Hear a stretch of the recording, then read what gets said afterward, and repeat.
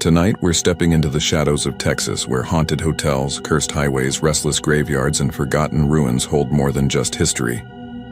These aren't campfire tales. They're chilling accounts, tied to real places you can still visit today. Get ready for 20 disturbing true stories of Texas' most haunted places, tales that blur the line between legend and nightmare. But before we dive into the darkness, here's something strange. Most viewers make one huge mistake. They leave without subscribing. And when they do, they miss the creepiest, spine-tingling stories that only the boldest dare to hear. Don't be one of them. Hit that subscribe button now, because tonight is just the beginning. The terror hidden in these haunted places is far from over. So tell me, where are you watching from? And what time is it there? Drop it in the comments. Because here on Creepy Vibes, the night is only getting started, and the horror is waiting to unfold. I never meant to set foot inside the Baker Hotel at night. Folks around here say if you've got any sense, you don't mess with the place after sundown. It's not just superstition either. Everyone in town's got some story about that hulking brick skeleton. How it breathes when the wind's wrong, or how you can smell perfume from a floor that's been locked up for 50 years. I grew up hearing it all. Every whisper about the place, but like a lot of small-town rumors, you don't really believe until you've been too close. Back then, I was 28, working nights at a gas station off 180, scraping by.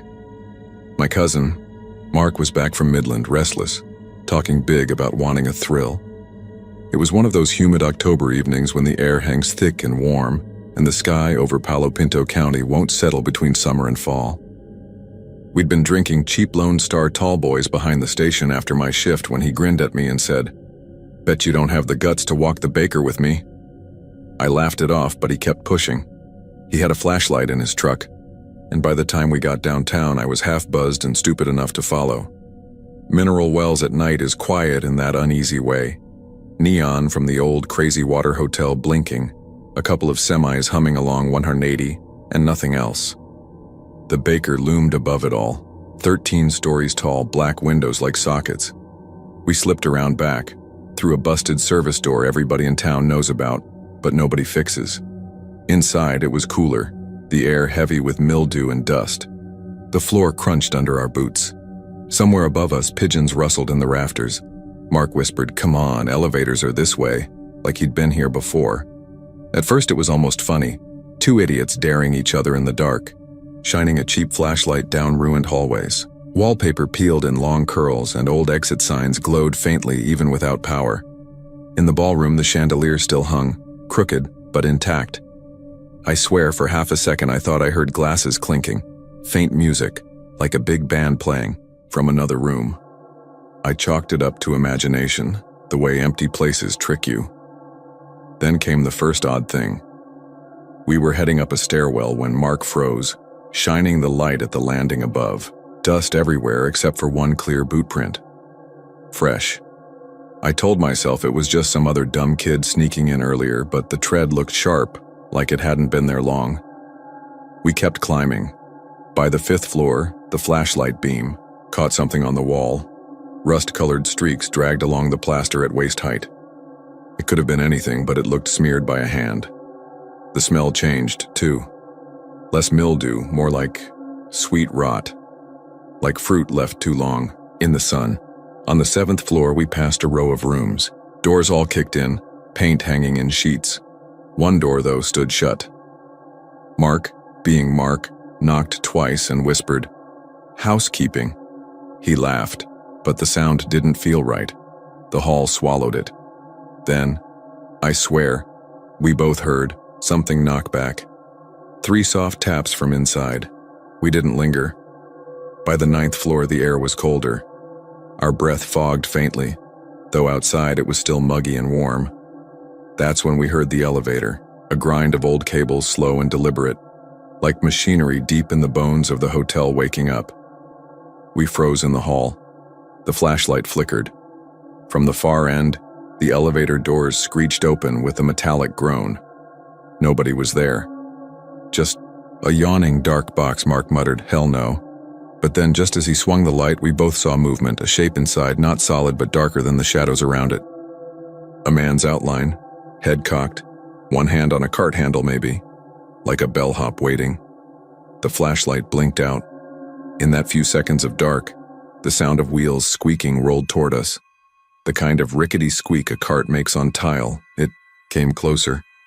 Too close. Mark cursed and slammed the flashlight against his palm until it flared back on. Nothing in front of us. The hall was empty, but the elevator was gone. Doors closed. We didn't talk after that. We just ran. Down stairwell after stairwell, hearts beating so loud I thought the whole building could hear. When we finally hit the lobby, gasping, I noticed something clutched in my hand. I don't even remember grabbing it, but there it was. A tarnished brass key. Room 727 stamped on the tag. We booked it out the way we came. Didn't stop till we were back at his truck. Sweating despite the chill. Mark wouldn't look at me, just muttered, "We ain't saying a damn thing about this." He drove us back to the station in silence. That key sat on my dresser for a week. Every night I swore I heard faint music when the house got quiet. Glasses, clinking, a man laughing low, the brush of wheels rolling by. On the 7th night I came home from work and the key was gone. Just gone. I don't tell many people about that night. Most folks around here already believe what they want about the Baker. They'll say it's haunted by oilmen, soldiers, suicide jumpers, whoever. Maybe all of them, maybe none. But I'll tell you this, the hotel isn't empty. Not really. And, sometimes, late at night, driving down Hubbard Street with my window cracked, I swear I hear the elevator cables groaning above me, carrying somebody up, floor by floor, waiting for the next guest who doesn't know any better. I'll never forget the first time I heard her. Folks in San Antonio love to joke about La Llorona being nothing more than a campfire tale, the kind of thing abuelitas tell kids to keep them out of trouble. But I swear to you, what happened? That night on the river, right under the Market Street Bridge, wasn't no tourist story. It was real, and it's been hanging on me ever since. I used to work nights running one of those flat-bottomed river barges, giving rides to drunk couples and families too restless to sleep. Back then, Fiesta Week had just wrapped up, so the crowds were thin. The air was cool for October, low 60s with a damp cling of cedar and river muck. Cicadas had gone quiet, and every so often you could hear the whistle of a Union Pacific freight train drifting across downtown. San Antonio's got its own rhythm like that. Church bells, Spanish chatter from the bars on Houston, the slap of fish in the river when it's still. That night, I had only 3 riders, a middle-aged couple from Kerrville and some college kid. With a camera, said he was studying urban legends in living culture. They didn't talk much, just pointed at the Christmas lights strung across the little stone bridges. My routine was easy. Circle around the river center stretch, loop back toward Market Street, tell a joke or two about how many margaritas the Ducks had stolen that week. Normal as any other night. It started when we slipped under the Commerce Bridge. The river there narrows and the walls press in tight with old limestone. I caught something in the dark water, not a reflection, not a ripple. Just this shape, pale as cigarette smoke, keeping pace with the boat. Thought maybe I was tired, so I rubbed my eyes and leaned on the tiller. Nothing. Gone. By the time we reached Market Street, the kid with the camera sat up real straight. "Did you hear that?" he asked. His voice had that nervous pitch, like he was hoping we'd say no. But I heard it too, soft, drifting, coming from beneath the bridge, a woman crying, not wailing, not screaming. Just low, steady sobs like somebody praying through tears. The Kerrville couple shifted in their seats. The woman clutched her husband's arm and whispered, "Señorita," like she was ready to call out. But nobody answered. The sobbing went quiet the second we floated dead center beneath the bridge. You could hear the slap of water against stone, the distant thump of bass from a club up on St. Mary's. But not her. I should have kept rowing. Should have steered on past and told. It was just echoes off the concrete, but I don't know. Something in me wanted to listen. I cut the motor and let us drift. That's when it picked up again. Louder this time. Clear enough we could make out words, though they weren't in English. It was Spanish, Old Spanish, the kind my grandma used to mumble when she prayed the rosary. The kind that feels heavier, older than church Latin. The college kids snapped pictures like crazy, the flash popping off the underside of the bridge. One shot lit up the water for just a blink, and I swear there was something standing on the shallow ledge by the piling. Bare feet, white dress plastered wet against the stone. The Kerrville man cursed and told me to move. I fired up the outboard, and we pulled free, leaving Market Street glowing behind us. The sobbing faded, but not before one last sound carried over the water, a sharp, wet gasp, like somebody breaking the surface after drowning. We docked quick after that. The couple bolted for their hotel without looking back, and the college kid begged me for my number, said he'd send the pictures once they developed. He never did. His number disconnected 2 weeks later. But here's the thing. I went back. The next morning before sunrise, just to prove to myself it was shadows and acoustics. The river walk was empty, still damp from the night air. When I got to Market Street, right where the piling meets the ledge, I saw something pressed into the mossy stone. A handprint. Small, slim, like a woman's. Clear as if it had been burned. There. And when I leaned over to touch it, the water below rippled, though nothing had fallen in. I didn't wait around. To this day, if I'm near the river at night, I walk the long way around to avoid that bridge. Because I know what I heard, what I saw, and what left its mark on the stone. And I don't care what tourists say. Some stories aren't for the telling, they're for the warning.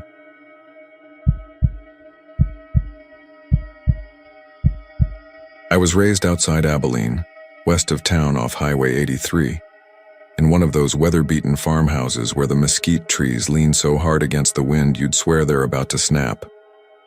Nights out there carry their own kind of silence, not really quiet, but stitched together with coyotes yipping, the hum of trucks out on I-20, and the whistle of a freight train cutting through the dark somewhere past Sweetwater. The night I'm about to tell you about still plays in my head, the way a song gets stuck on repeat. I've told it once or twice to folks who knew me well, and every time I do, I feel my chest tighten like I'm right back there, staring through the screen door, waiting on something I never should have opened for. It was mid-October, one of those evenings where the air feels heavy, humid from a storm front pushing in off the plains. Lightning stitched across the horizon but never gave us rain. The house was creaking like it does before a blow, rafters popping, tin roof ticking. I was sitting at the kitchen table, a Schlitz can sweating in my hand, sorting through receipts. From the co-op when I heard it, 3 hard knocks against the door. Not timid, not polite, flat, deliberate. I thought at first it was just some neighbor broke down on the FM road. Folks knock like that when they're cold or spooked, when they don't got time to be shy. So I pushed back my chair and went to the door, lightning flashing as I laid my hand on the knob. 2 kids stood there on the porch. That was the first oddity. They weren't from around here. At least I'd never seen them before.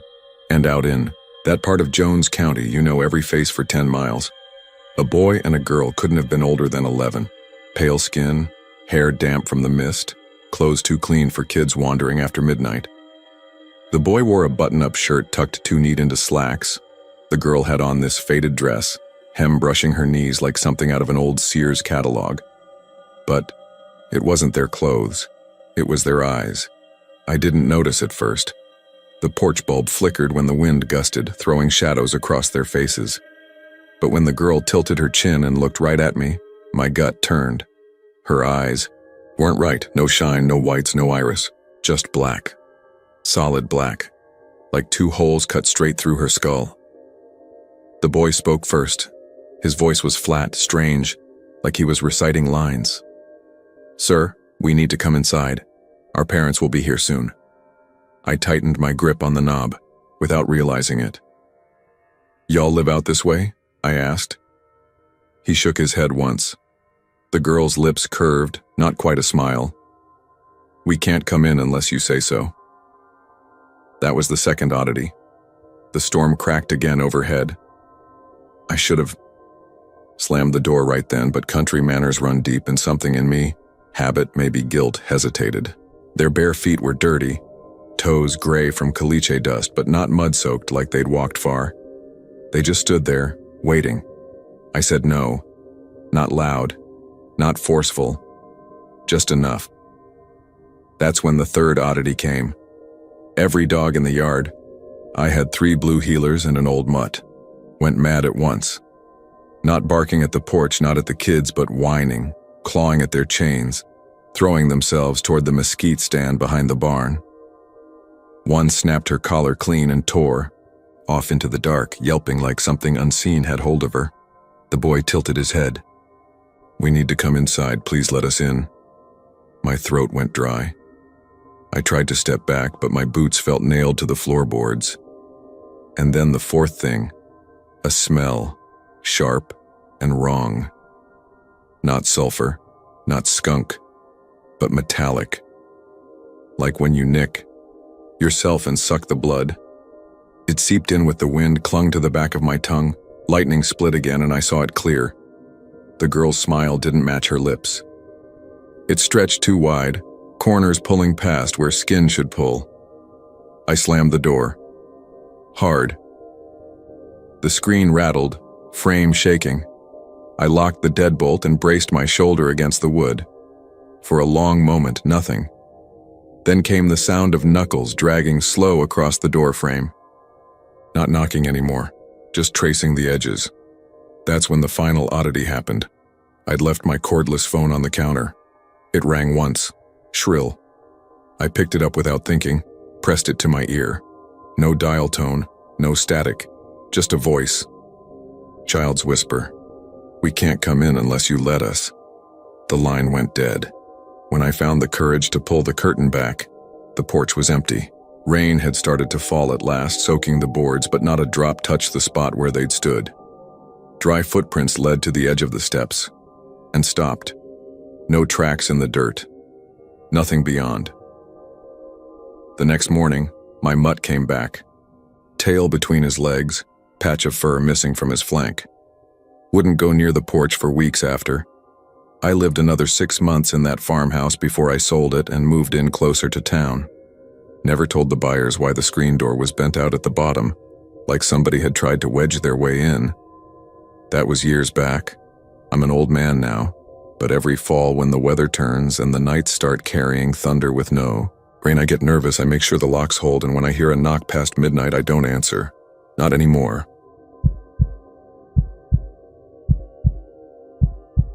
I'll start plain. If you ever find yourself driving the back roads east of Waverly Cemetery at night, and you see a lantern swinging in the trees, don't slow down. Don't even blink. Keep your foot pressed hard and pray your engine doesn't quit. I learned that the hard way on one of those August nights when the air hangs so thick you can taste the pine. I was 21, restless, the kind of kid who thought I was bulletproof just because I'd grown up dodging hogs on FM roads and sneaking beer behind the bleachers after Friday night football.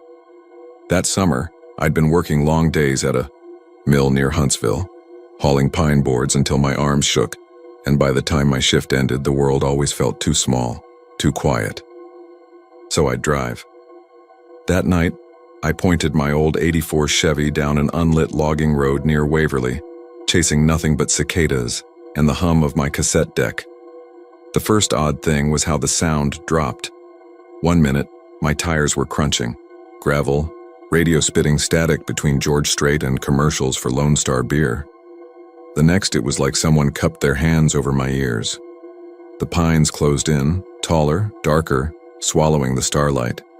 I figured it was just the canopy, but something about the silence got under my skin. Then I saw it. A lantern, swinging low just off the shoulder. Its glow wasn't steady like a flashlight or a headlamp. It bobbed, heavy and deliberate, the way a hand would carry it. At first I thought it might be a hunter, or one of the old loggers that squat out there, though I didn't see any truck. Pulled off. Just the light. Moving slow. Waiting. I rolled my window down and called out, "You need help?" My voice sounded too loud, swallowed quick by the trees. The lantern paused, then angled toward me. That's when my truck died. The cassette cut off mid-lyric, engine coughing once, then nothing. No headlights, no dashboard glow. Just me and the weight of the dark pressing in. I twisted the key. Click, click, click. Dead. And the lantern got closer. First the smell hit. Me sharp and wrong. Not wood smoke, not oil. More like wet earth and iron, like the aftermath of gutting a deer. Then came the sound. Gravel shifting, slow boots pacing the road, though I never saw a figure. Just that swaying glow. 10 yards out. Then 5. I locked my doors like that'd do a damn thing. My hands were shaking on the steering wheel, but I forced myself to crank again, pumping the gas like a fool. Nothing. The lantern swung once, hard, like whoever carried it stumbled. For the first time I noticed it didn't cast shadows right. The beam didn't spread, it just sat inside itself. A ball of glow that swallowed edges whole. I swear I felt the heat of it on my face through the glass. Something scraped the side of my truck, metal on metal, high up near the window like a hand testing its way inside. And then, brap! The engine caught. Headlights blasted forward. The lantern vanished in the beam, gone like mist. I floored it, gravel spraying, back tires fishtailing as I tore down that logging road at 50. Didn't care about the ruts. Didn't care about the deer that might leap out. I just drove, heart punching my ribs. When I hit FM 1725, the radio clicked back on. George Strait again, same song, same damn line I'd left off on. My hands stank of iron and sap. I didn't tell anyone for years, not until a cousin of mine mentioned the Waverly Cemetery lights one Thanksgiving. Said folks saw swinging lanterns out there, chasing cars. Said engines die right before they show. Some claim it's loggers, who got crushed under falling pines back in the 30s. Others say it's runaway slaves hunted down and hung in those woods, their souls still searching. I don't know about all that. But the next morning, when I went to check the side of my Chevy, there was a single streak down the driver's door. Not a scratch. A smear. Reddish-brown, dried into the paint, like someone had dragged a rusted hand clean across it. I scrubbed until my knuckles bled. Never came off. And I haven't driven east of Waverly since. Not after dark. Not ever.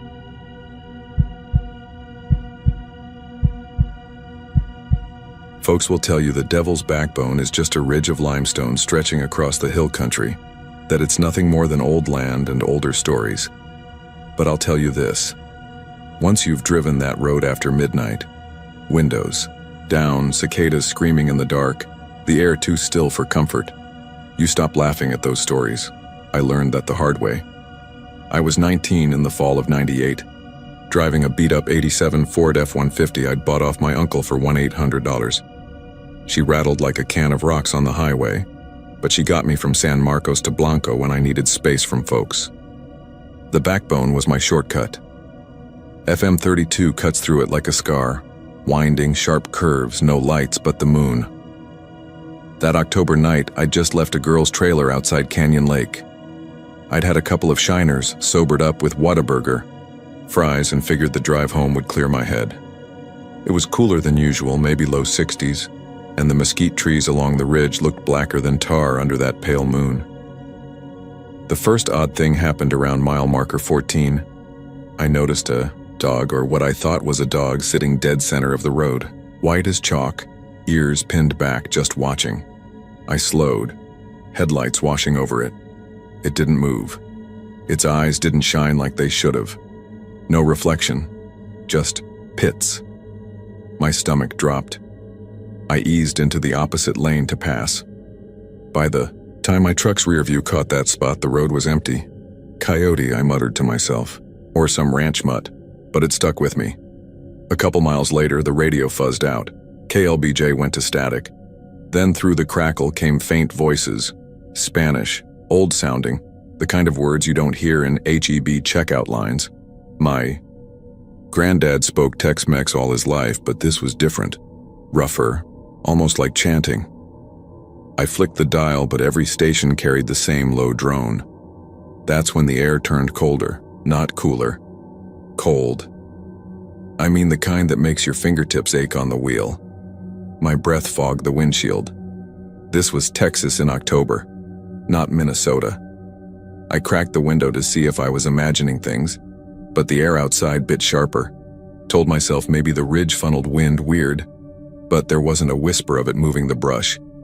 Everything outside was still. The third thing was the riders. Coming around a bend, I saw shadows cresting the ridge on my right. Horses. A line of them, maybe 10, moving slow against the moonlight. I braked, truck tires crunching gravel at the shoulder, because who the hell rides out there past midnight? They didn't make a sound. No hooves striking rock, no snorts, no leather creak, just silent figures.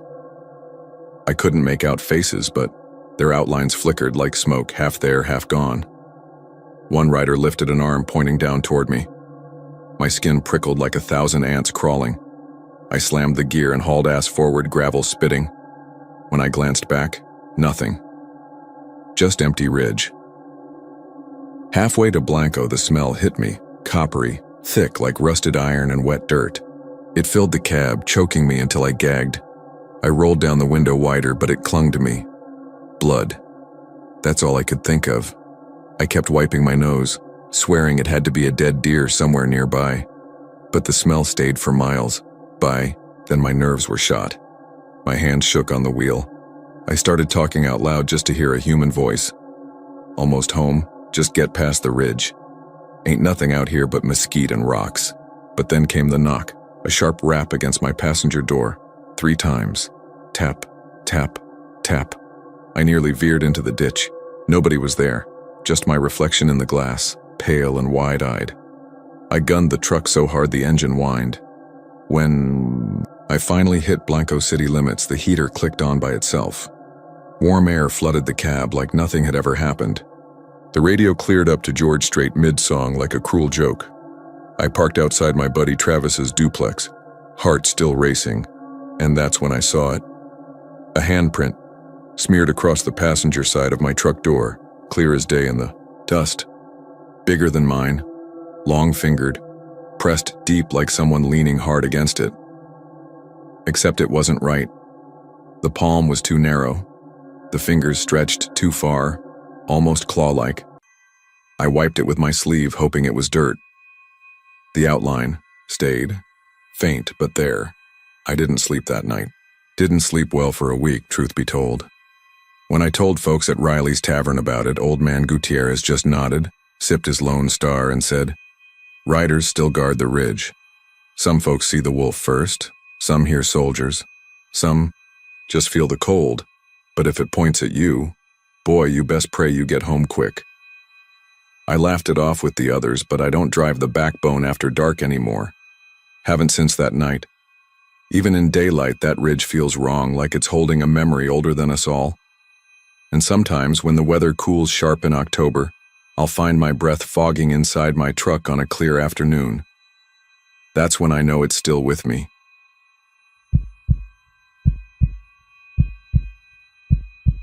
Folks around here don't like to give directions to the pond. Truth is, most of them pretend it doesn't exist. If you press them hard enough, maybe with a few beers in them, they'll mutter about the pool out west of town, hidden behind a curtain of mesquite and old cottonwoods. They won't say much more than that, just that every so often, like clockwork, someone ends up face down in it. And the strangest part, when the deputies haul the body out, the drowned always look like they died grinning. I never believed it. Not until the fall of '97. I was 22 back then, restless, spending too much time at night with friends who thought trouble was another word for fun. We'd heard the story since high school, that out past Lake Worth, if you cut down a dirt track near an abandoned ranch house, you'd find the suicide pool. Nobody had an exact pin on a map, but they said locals kept it that way on purpose. That October. The nights had started to cool down, dropping into the 50s after those muggy Texas days. You could smell the cedar and damp earth, hear the cicadas fading out while the owls picked up. It felt like the season itself was leaning into something uneasy. My buddy Clay was the one who talked me into going. He had that old red '78 Chevy that rattled like a can full of bolts, and a case of Lone Star sweating in the bed. "Come on," he told me. "We'll prove it's just a mud hole with a spooky name." We left the lights of Fort Worth behind, taking 199 west until the glow of the city thinned to 2-lane blacktop and scattered porch lights. The further we drove, the darker it got. No moon that night, just the stars and the occasional sweep of Clay's headlights catching a road sign, or the eyes of a coyote bolting across FM 1220. We finally cut off onto a dirt track, more ruts than road. Clay said he'd heard from his cousin it was back there by the mesquites. We bumped along until the truck couldn't push through the brush anymore. From there we walked, flashlights trembling across low branches, our boots crunching on dry leaves. When we found it, I knew right away.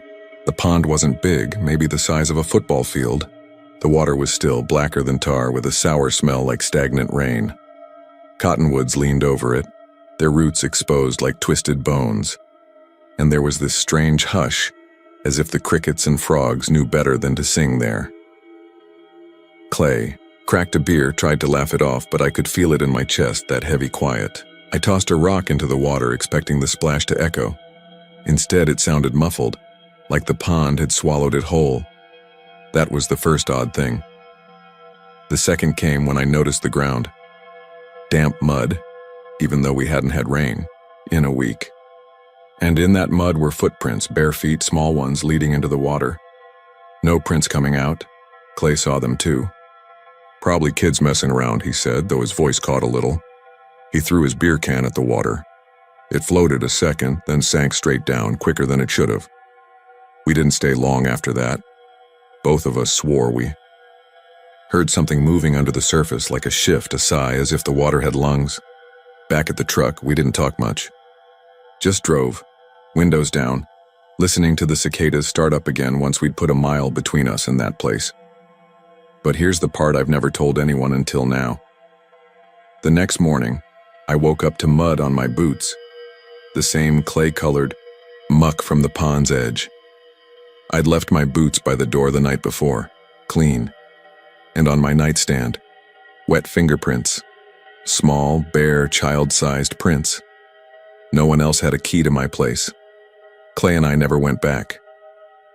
2 years later, in 1999, a high school kid from Azle drowned in that same pond. Sheriff's report said his body was found with a peaceful expression. I never drive that way anymore. Even the thought of that road knots my stomach. And still, sometimes, when I'm dead tired in the dark hours before dawn, I hear it in my head, that muffled splash like the pond calling something down into it.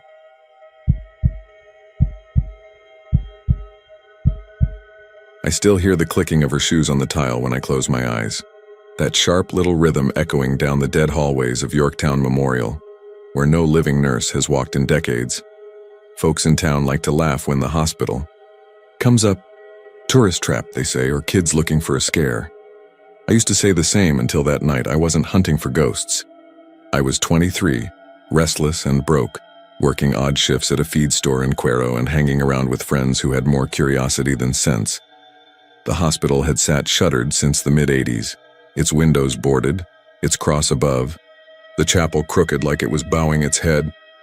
Everyone in DeWitt County knew about the whispers, the nuns that never left, the patients that didn't make it out. Most people avoided it. We drove straight to it like fools. It was early fall, humid even past midnight. The cicadas had gone quiet, replaced by the constant whine of crickets and the occasional bark of a dog off Highway 72. The four of us, me, Joey, Melissa, and Eddie, parked by the rusted gate. Joey boosted the chain link and I crawled under, the damp grass soaking my shirt. The building loomed in front of us, a bulk of pale brick and shattered glass. You could almost smell the mildew before stepping inside. We thought it'd be funny, an adventure, maybe film something on Eddie's camcorder. Inside, the air felt heavy, muggy in a way that didn't belong to October nights. Every step we took made that crunching sound of broken plaster and glass. The walls were mottled with black water stains, old paint peeling in curled flakes like paper tongues. At first, it was all laughter. Melissa kept saying, "This is dumb, y'all," but she was smiling when she said it. We poked into patient rooms where the beds were gone but the shadows stayed, into the operating theater where rusted lamps hung limp over empty space. I remember the sharp smell, mothballs and mold, like a closet that had been sealed for a lifetime. The first odd thing happened near the nurses' station. There was a desk, still bolted to the floor, covered in old charts swollen with moisture.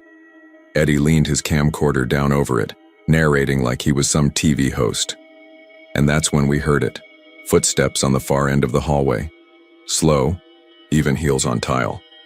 We froze. No one spoke. It wasn't like the scuff of sneakers. It was distinct, hard soles like dress shoes clicking in the silence. Joey muttered, "Probably rats," but even his voice cracked. Melissa whispered, "That ain't rats." The sound stopped, dead quiet. We stood there a long minute, waiting for something, anything.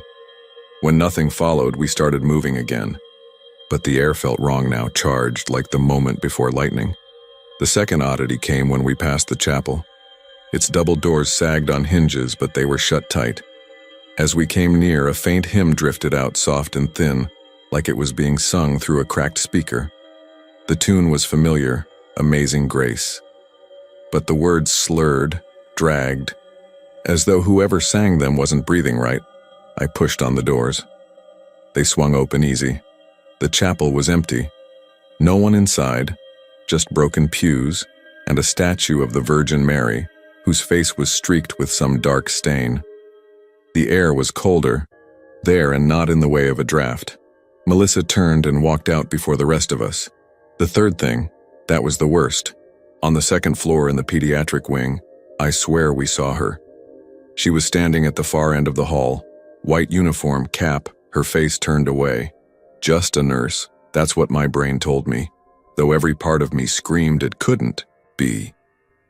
Joey hissed, "Who the hell?" But she started walking toward us, slow, measured. The clicking heels again. Her hands swung stiff at her sides. They were wrong, too dark, mottled like old bruises. Fingers curled in a way that made my stomach knot. Melissa bolted, and that snapped the rest of us out of it. We tore back down the stairs, stumbling, Joey nearly breaking his ankle on a loose tile. I was last, Eddie right ahead of me. I swear I felt her fingers brush my shoulder at the stairwell. Cold as ice, hard as bone. We didn't stop until we hit the car. Eddie fumbled the keys so bad Melissa had to snatch them and drive us out of there herself, tires spitting gravel. Nobody spoke until Cuero's lights showed ahead. Later, when we caught our breath at a Whataburger on Esplanade, Eddie played back the tape. The footage was shaky, most of it nonsense, but when it reached the stairwell, the audio went sharp, like static swallowing the mic. And under it, faint but there, you could hear her steps closer than the camera showed. I didn't keep the tape. None of us did. Eddie swore he threw it in the Guadalupe River a week later. Melissa moved to San Antonio the next year and refused to talk about it again. Joey jokes about it when he's drunk, but his voice always goes thin at the end. I still drive past Yorktown sometimes late at night after a long haul. I'll see that broken cross on the roof catching the moonlight. I never slow down. But I swear when the windows are open and the air is still, I hear that clicking again. Her, heels out following. I'll never forget that night in the hill country, when the air was dry as bone and the sky was so wide it seemed to press down on you instead of opening up.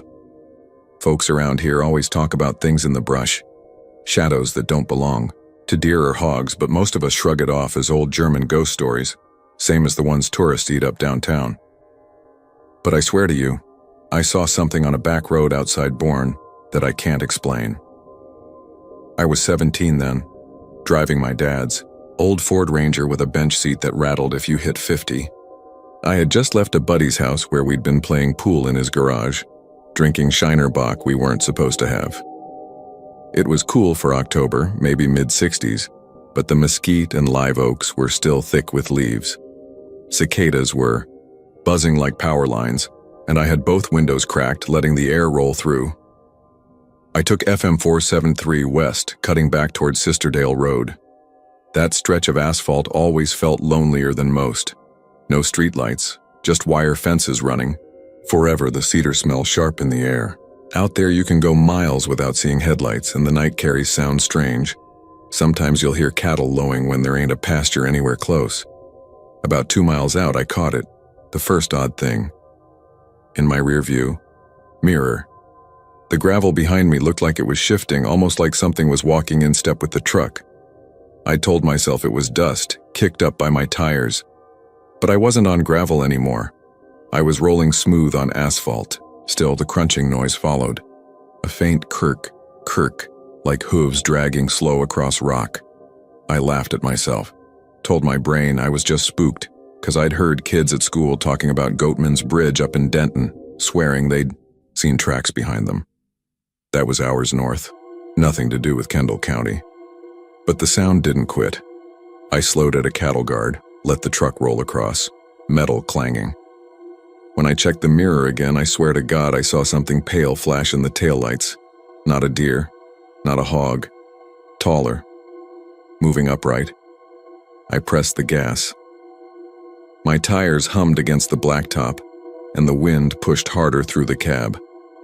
For a second, I convinced myself it was just headlights from behind. But no glow touched the fence posts. No beams swept the road. Only darkness. The second thing came a mile later. I caught a smell. Rank, like wet hide and copper. Something iron heavy. That made my tongue dry out.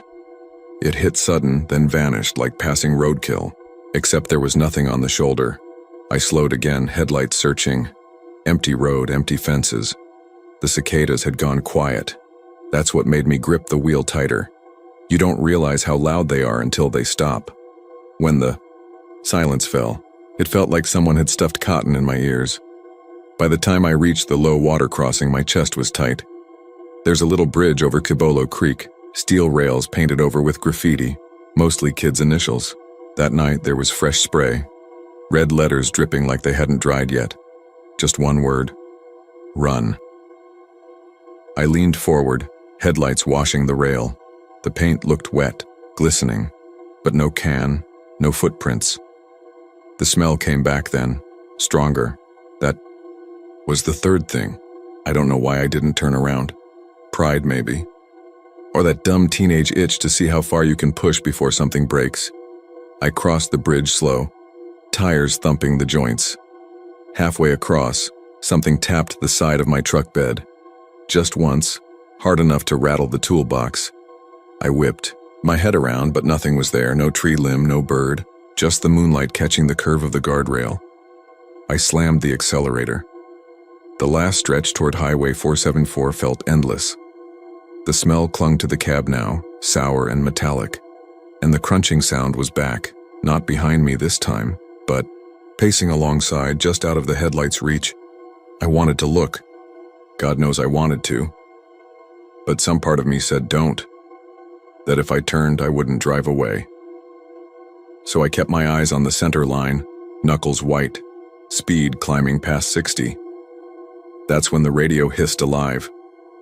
The old cassette deck hadn't worked in years, but the speaker popped and filled with static. Between the crackles, I heard it.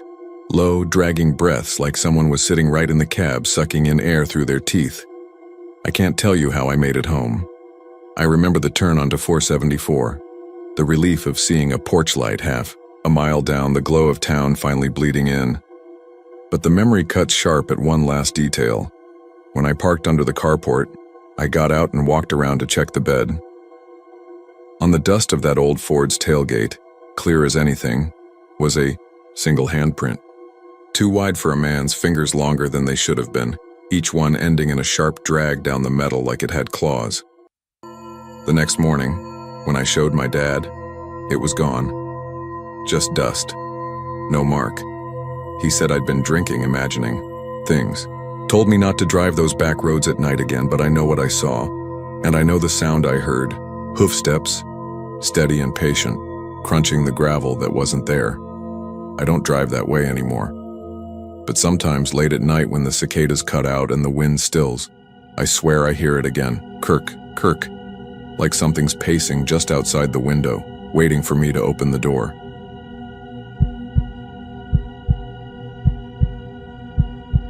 You ever notice how the desert doesn't really get quiet even when you swear it does? Folks think silence means nothing's happening. But out here, silence has got its own voice. Cicadas fade out and you hear the sand shifting. Coyotes testing. Each other in the distance, a freight train dragging its groan clear across the basin. And sometimes, if you're unlucky, you see the lights. I'd been ranching near Marfa all my life. My daddy warned me about them back when I was a kid. He didn't call them the Marfa lights like the tourist brochures did. He called them walkers. Said they weren't for chasing and sure as hell weren't for following. But I was 32 that fall, stubborn, tired of stories, and full of cheap Lone Star beer when I decided to ignore all that. That October night, the air was sharp and dry. Daytime still held heat, but once the sun cut behind the mesas, it had dropped fast, down into the 40s. I'd been patching a stretch of barbed wire along FM 2810, where it cuts west toward Pinto Canyon.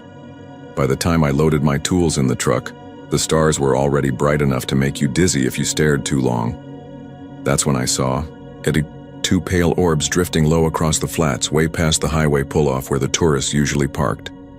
Now, I'd seen them before. Every rancher in Presidio County had, but they always stayed distant, something you pointed out to visitors and then forgot. This time, though, they were closer. Low, deliberate. They weren't floating in the sky so much as sliding just above the mesquite scrub, weaving back and forth like they were searching for something. I told myself it was headlights. Had to be. Maybe some lost hunter bouncing over the Caliche roads. But my gut knew better. Headlights don't bob like a lantern being carried by an unsteady hand. I don't know why I did it. Maybe it was the beer, maybe it was pride. But I slammed the door, grabbed my maglite, and cut south off the road, following the glow. At first, it wasn't hard. The ground was flat, dry grass whispering against my jeans, boot soles crunching in the gravel wash.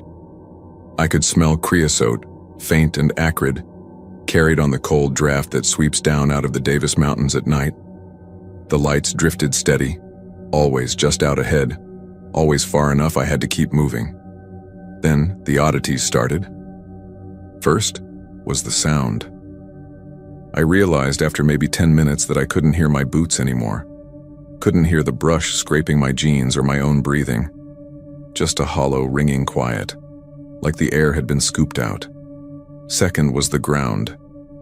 The desert floor out there's hard and cracked, and you can walk a mile without leaving much more than scuff marks. But when I glanced back, I saw a dark line of prints behind me. Damp looking, like something heavy had pressed water into the soil. Only they weren't mine, too long in stride, too narrow and barefoot. I froze, shined the maglite on them. The beam flickered weak, like the batteries had drained in a blink. The prints gleamed wet, though I knew the dirt was dry as bone. That's when the third thing came, the smell. Sweet at first, like cedar smoke. Then sour, rancid, almost metallic. It clung to the back of my throat, made me gag. And the lights? Lord. The lights. They paused. Both of them hovering side by side, no bigger than cantaloupes, maybe 60 yards out. Waiting. I thought about turning back. My daddy's voice was in my ear. Don't chase them, boy, don't you ever chase them. But I couldn't bring myself to move. Felt like if I broke eye contact, they'd close the distance in a heartbeat. Instead, I whispered, "What do you want?" My voice sounded too loud in that dead air. The left light dipped. Just a little nod like it understood. Then they both drifted sideways, pulling me farther from the road. I should have run. I know that. But my legs moved without me, carrying me across a shallow draw lined with ocotillo and up onto the flats beyond. The wind had died entirely. Not a sound, not even from the highway anymore. Just me and those pale orbs, pulsing faint, like breathing. Then came the confrontation. The light stopped at the edge of an old limestone sink, a shallow depression, maybe 30 feet across. I'd ridden horses past it plenty of times. Folks said Comanches used to camp there, but it looked wrong that night. The mesquite around it bent inward, as if the brush had grown thirsty and was leaning toward something in the center. The orbs hovered right above it, waiting. Against every ounce of sense I had, I stepped closer. The dirt gave way under my boot, softer than it should have been. When I swung the maglite beam across the depression, I saw something half-buried. A boot, scuffed raw, laces undone. Next to it, a shirt sleeve, faded plaid, sticking out of the soil like the earth had spit it, halfway back. I staggered, and that's when the fourth oddity hit. The sound came rushing back. Coyotes yipping, a train horn wailing far east toward Alpine, the wind shoving cold against my ears. My light snapped bright again, and the sink was empty. No boot, no sleeve. Just cracked stone. But the prints remained, a fresh set, circling. Me, barefoot. Too many to count. The lights blinked once, together, and went out. Gone. I didn't think. I bolted north, half falling through brush, tearing my jeans, lungs burning. Every time I risked a glance back, I swore I saw shapes moving between the mesquite, just out of the corner of the beam. Slender, stooped, barefoot. I found the truck by luck more than memory. When I yanked the door open, something caught my eye in the dirt by the tires. Another footprint. Bare, narrow, wet-looking. But this one was pressed right on top of my own boot print from earlier. I drove without breathing, engine whining as I hit 70 down FM 2810, not daring to look in. The rear view. By the time I reached town, my shirt was soaked through, though the night had dropped to 42 degrees. Next morning, I went back with daylight at my side. I told myself I'd dreamed it, that I'd been drunk, that nothing was there. But when I walked to the edge of that sink, I found my flashlight. I hadn't even realized I'd dropped it. The batteries were split open inside, corroded like they'd been sitting for years, not hours. I left it there.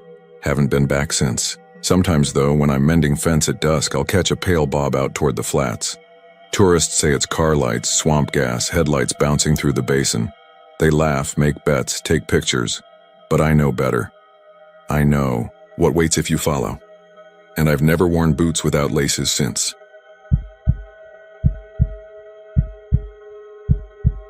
The first time I stayed at the Hotel Galvez, I told myself I wouldn't look for her. That's what the housekeepers called the woman on the 5th floor, her. Some said the bride, others just lowered their voice and said, that girl. I'd been hearing the story since I was a teenager visiting Galveston for Mardi Gras, when the older folks whispered about a woman who checked in and never checked out. By the time I was 23, I was working in Houston and came down, with a couple buddies for a weekend at the beach. We could have stayed at some cheaper motel along Seawall, but I convinced them we ought to treat ourselves. I wanted to see if the stories were true. I should have stopped there. We checked in on a Friday evening. The lobby smelled like salt air, mixed with old perfume, like a grandmother's jewelry box that had been left open too long. Ceiling fans stirred the heavy October humidity, even though the air outside was cooler than usual for Galveston. Probably low 70s, the Gulf breeze, sharp with seaweed and brine. The woman at the front desk gave us keys, real brass ones, not cards. My room was 501. My friends grinned when they realized they'd landed one floor down. Guess you get the haunted one, Cody said, nudging me. I tried to laugh. Perfect. Maybe she'll leave me a mint. The truth is, I was nervous as hell. The room itself looked ordinary enough. Bed with a stiff white coverlet, an old dresser with water stains on the top, and a window that opened out toward the Gulf. At night, you could hear the surf faint underneath the hum of traffic on Seawall Boulevard. I unpacked, then headed down to meet the others for dinner. We drank Shiner, ate fried shrimp, joked about hitting the Strand after. Normal stuff. I didn't go back up to my room until near midnight. The elevator groaned as it carried me up, the kind of sound that makes you shift your weight without realizing it. When the doors opened on 5, the hallway smelled different, like damp plaster and roses gone sour. I walked fast, key ready. Room 501. The first odd thing was the cold. It hit me as soon as I stepped inside, like the AC was cranked too low. But the unit on the wall wasn't running. The curtains moved as if a breeze was coming from the closed window. I told myself it was the Gulf weather. Those old hotels never sealed right. I brushed my teeth, got in bed, tried to read.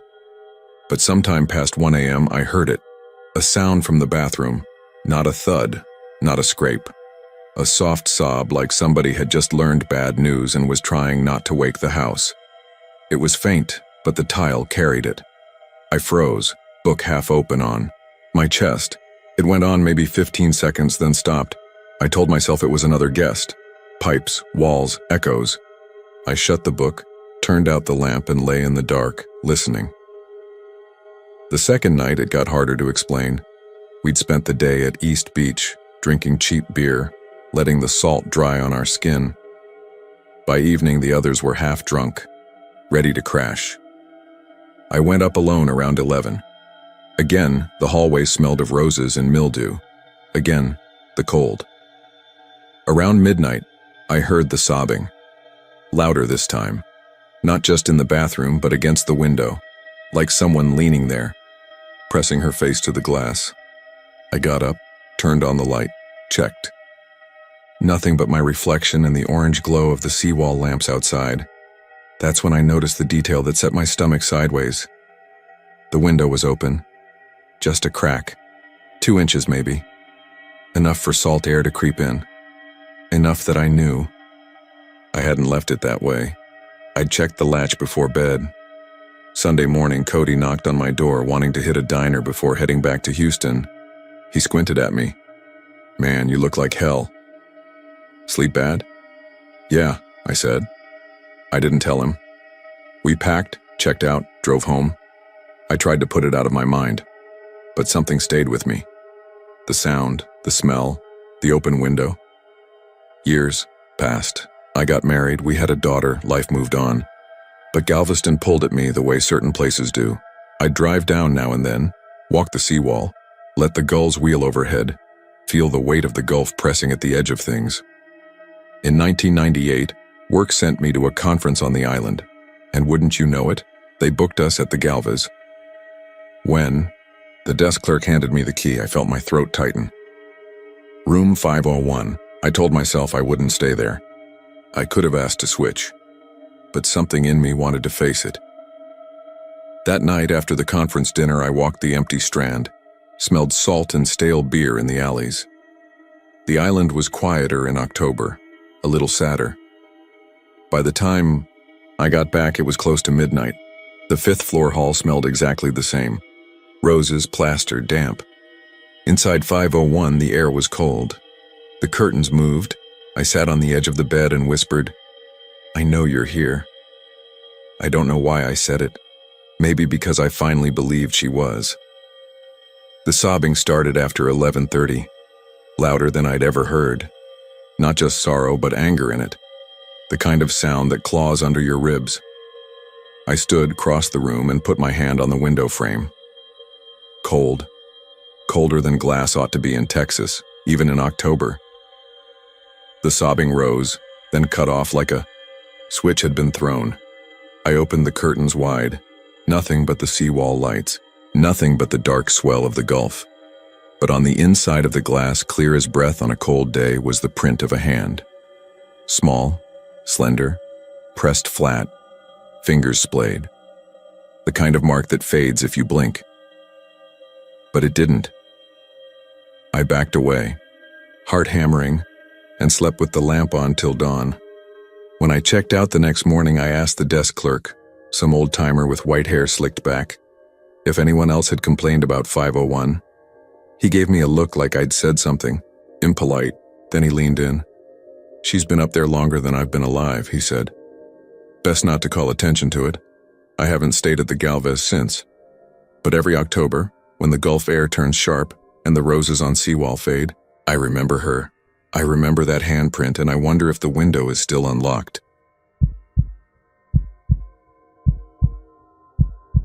A shrill tune carries down the slopes, each note closer. If it sounds far, he's near. I never planned on telling this, not out loud anyway. Folks out here don't like to admit fear, and I've spent most my life in West Texas doing my best to keep my reputation steady. But the thing about the Franklin Mountains is, they hold on to what you see, what you hear. They don't let go easy. And I've carried that night with me for over 20 years now.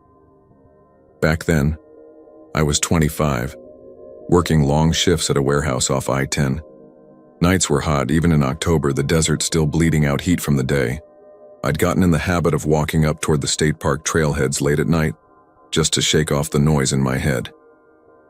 The city lights stretched out to Juarez, a glow so wide it seemed to touch the sky, and I liked the quiet up on the dirt paths, the crunch of gravel under my boots, the smell of creosote carried by the night wind.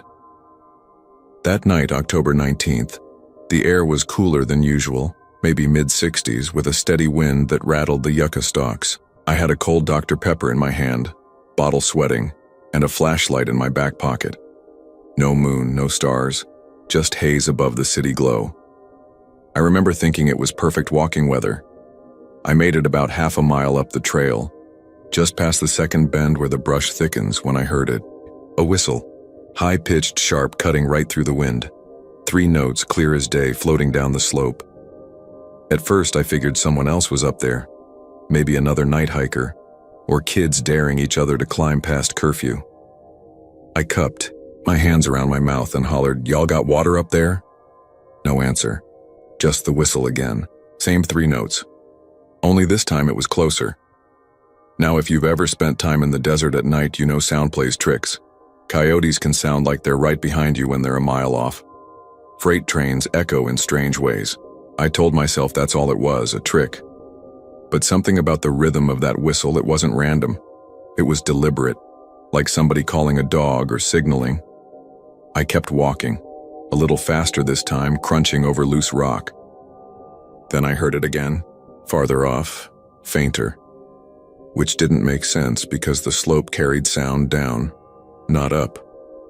My stomach nodded. That old saying came to me, one my Tio used to mutter when I was a kid. If the whistle sounds far, he's near. If it sounds near, you're safe. Superstition? Sure.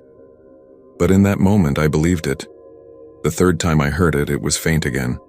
Far up the slope, my skin prickled like every hair on my arms wanted to stand at once. I reached back, pulled out my flashlight, and swung the beam over the rocks.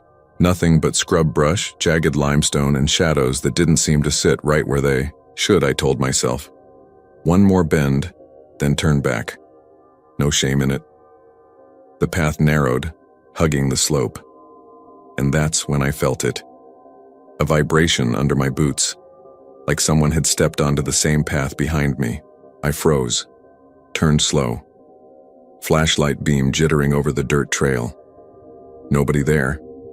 Just the faint wind, the sound of my own breath. Too fast. And then, right over my shoulder, the whistle.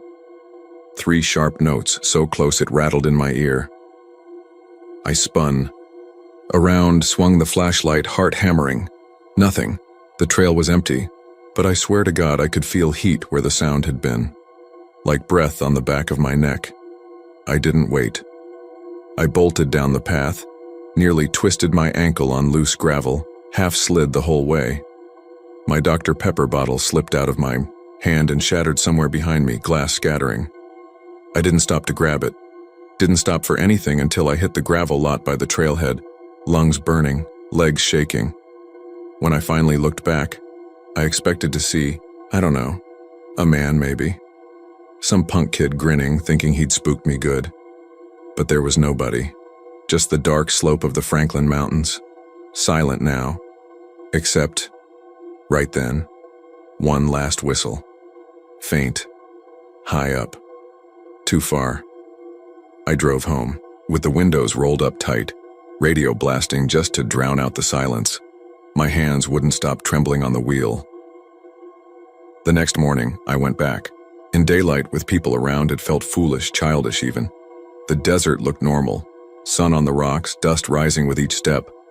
But when I reached the bend where I'd dropped my bottle, the glass was gone. Not just broken and scattered. Gone. In its place, pressed into the dirt, was a single footprint. Not a boot print. Not a sneaker. Bare. Long toes. Too long. I left it right there. Didn't take a picture, didn't trace it. Some things you don't bring back with you. Over the years, I've heard other stories whispered in El Paso, about a whistler in the mountains, about people who followed the sound and never came down. Most folks laugh it off, say it's an old borderland folktale. But every time I drive west past the city at night, when the mountains cut their dark shape against the sky, I roll my window up and turn the radio a little louder. Because sometimes, if I forget and leave it quiet, I swear I still hear it. 3 sharp notes carried down the slope, and I never wait to see if it sounds near or far.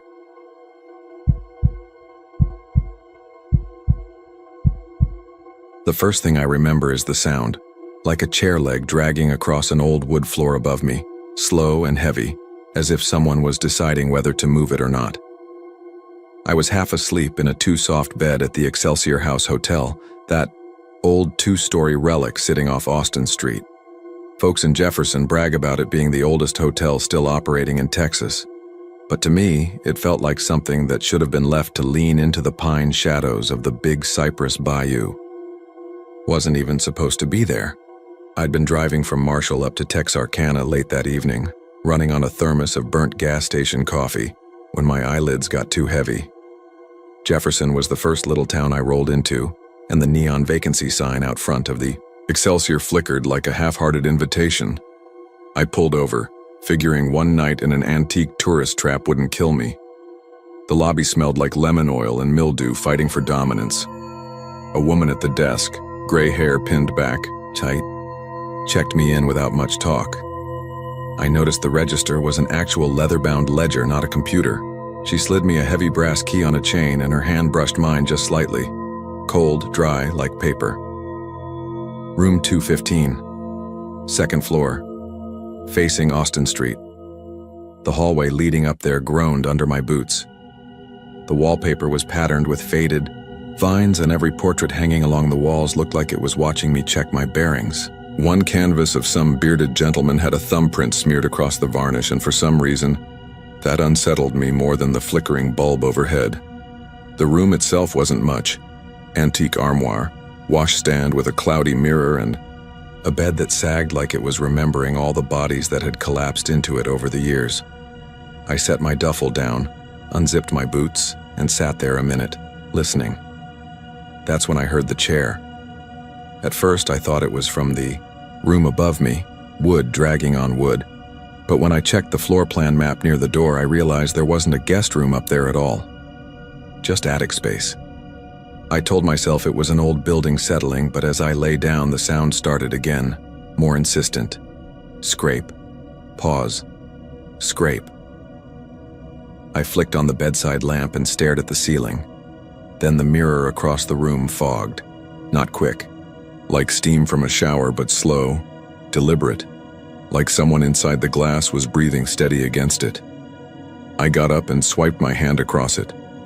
My palm came back dry, but the condensation smeared in streaks. And there, beneath where I'd wiped, I saw letters J-A-C-K, my name. I backed into the bed so hard I nearly toppled over it. My throat went dry in an instant. I kept looking at the mirror, waiting for more letters, but it stayed still, fog clinging in patches. I stayed awake for hours after that, lamp on, staring. Around 3, I finally gave in, pulled the covers to my chin, and must have drifted. When I woke, the armoire doors were wide open, though I remembered latching them. My boots had been moved, set neatly side by side, towing the door. The mirror was clear, but in the dust along the bottom edge of the frame, one faint word was traced. Stay. I checked out without breakfast. The lady at the desk didn't ask why. I was leaving early. Didn't even glance up as I slid the brass key across the ledger. She just drew one line through my name like she'd been expecting it. I drove out of Jefferson under a thin October mist, and I swear I could still feel that room in my lungs, that stale dust clinging, waiting. I never told anyone about that night until now. But sometimes when I'm shaving, I catch the mirror fogging behind me, even if the water's cold. I'll start the way I told the sheriff back then, because it's the truest way I know how. I didn't imagine her. She was there, wet and crying, sitting in the passenger seat of my old Ford F-150, and then, like fog burning off the asphalt, she wasn't. I was 22 that fall, running freight for a rancher out near Falfurrias, hauling feed sacks from Corpus back down to the barns after dark. Highway 281 cuts straight through brush country, mesquite, prickly pear, Nothing but low black scrub on both sides for miles. At night, it feels like you're driving down the spine of the state with nothing but your headlights carving out a tunnel in front of you. The air was sticky that evening, mid-70s even after sundown, with that Gulf humidity still clinging to your shirt. I had the windows down, radio fuzzing between stations, and the smell of diesel and caliche dust filling the cab. Normal night. Nothing remarkable. Until she stepped out. I spotted her just past the Brooks County line sign, near one of those little dirt pull-offs the highway crews use. My brights caught her. A girl no older than me standing barefoot on the gravel shoulder. White blouse clinging wet against her, jeans dark with water, long black hair plastered to her cheeks. And she was crying, shoulders shaking, arms wrapped around herself. You don't leave someone out there, not in that stretch. Coyotes run close to the road, both the kind that howl and the kind that smuggle. Folks vanish out there even in daylight. So I slowed, leaned across, popped the handle. "You okay, miss?" I asked. She climbed in without a word, pulling the door shut hard. The air in the cab turned damp, smelled faintly like pond water and rust. Her blouse left a dark patch soaking into my seat. I put the truck in gear and eased back onto the blacktop. "Where you headed?" I tried. She sniffed, voice barely above the static of the radio. "Home." "Where's home at?" Her eyes never left the glass. "By the river." Now here's the thing. South Texas rivers don't run strong in October. The Rio Grande's hours away, and the Nueces near George West is a good distance north. Around Falfurrias, you just get dry creek beds and stock tanks. No river worth naming. I let it slide. Sometimes folks don't make sense when they're rattled. We rode, in silence, my wipers squeaking though the windshield was bone dry. Every so often I glanced over. She was there, dripping quiet, face turned to the mesquite shadows whipping by. And then, somewhere near the FM 755 junction, I realized the seat beside me was empty. No door slam, no shuffle, just gone. The wet patch on the seat was already cooling against my leg. I pulled over hard, gravel spitting under my tires. Got out, heart hammering, flashlight sweeping the brush. Nothing but night insects and the far yip of coyotes. My beams lit up the county line marker maybe 30 yards back, but no figure on the shoulder. I swear, this is the part that keeps me up. I saw them. Damp footprints pressed into the dust of my floor mat, toes pointed toward the passenger door. 3 clear steps. Then nothing. Like she'd just lifted right out of the cab. I drove the rest of the way with every hair on my arm standing straight, windows rolled tight against the night air. Next morning, I told the rancher, then later the sheriff. They traded looks I didn't, much like that kind of tight-lipped not this again look. Sheriff finally said, "Don't lose sleep over it. Highway 281 picks up hitchhikers from time to time. I wanted to ask if they always left water stains behind. I've driven that stretch 100 times since, never stopped again. But every October when the mesquite pods rattle in the wind and the air feels too wet for fall, I slow near the county line. Sometimes I think I see her shape in the ditch, hair hanging wet, waiting for someone soft-hearted enough to stop. And I grip the wheel tighter, praying she doesn't lift her arm to wave me down again."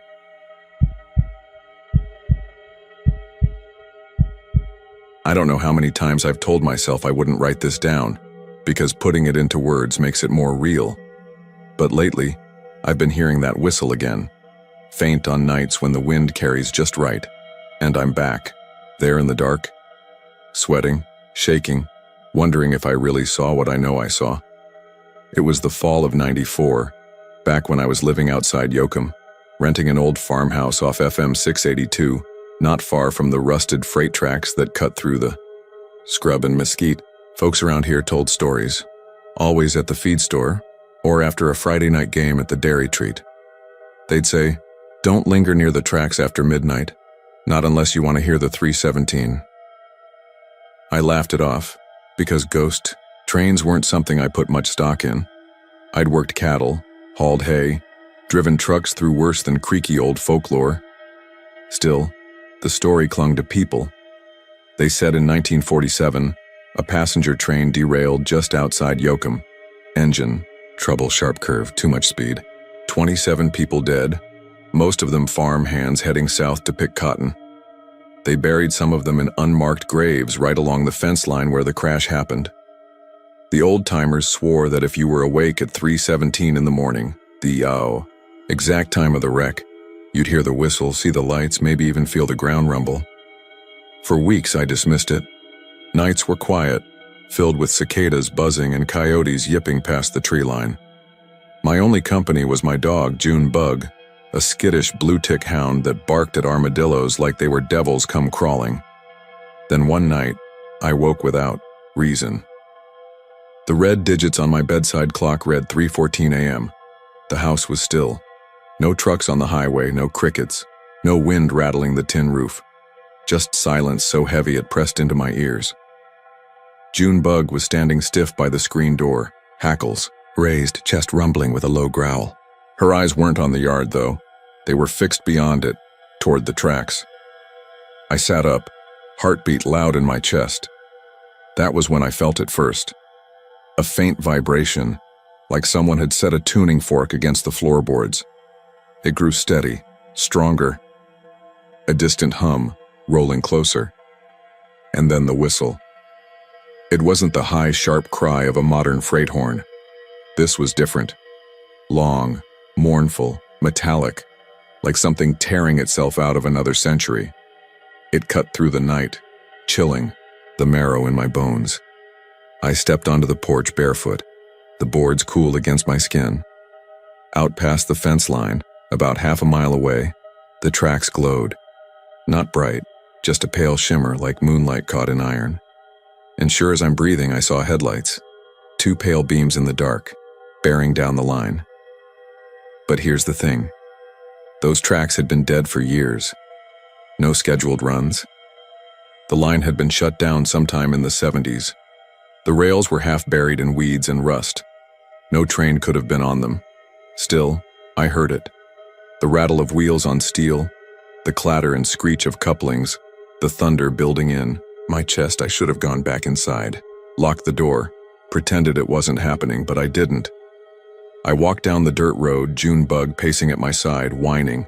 Every step closer, the sound grew sharper, like it was passing right in front of me. I could smell it too. Hot. Metal, coal smoke, the bitter sting of burning oil. By the time I reached the barbed wire fence, my skin was crawling.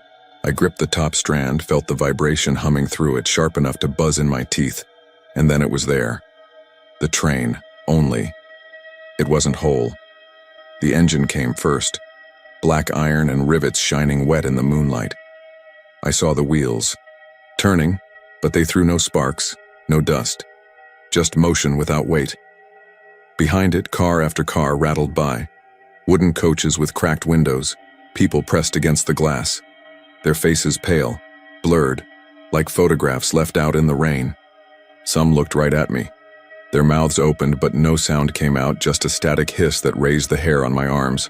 I stood frozen, heart hammering, unable to move. The whistle screamed again, deafening, tearing the night apart. And then, silence.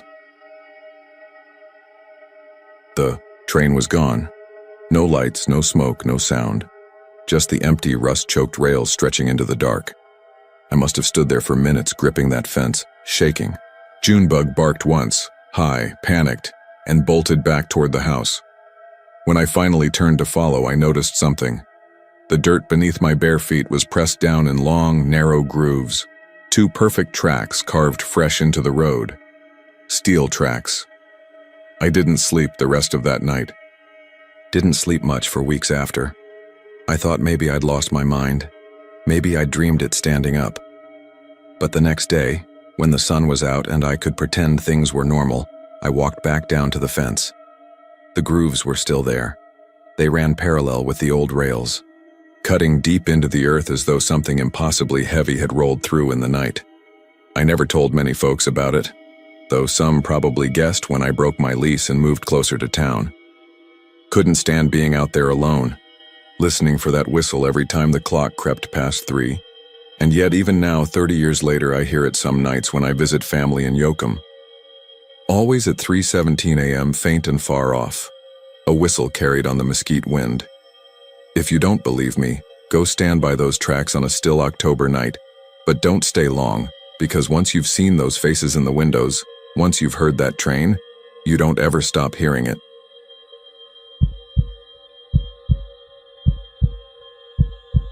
Folks in town used to warn us kids not to sit on the old iron bench out at the Granbury Cemetery. They called it the devil's chair.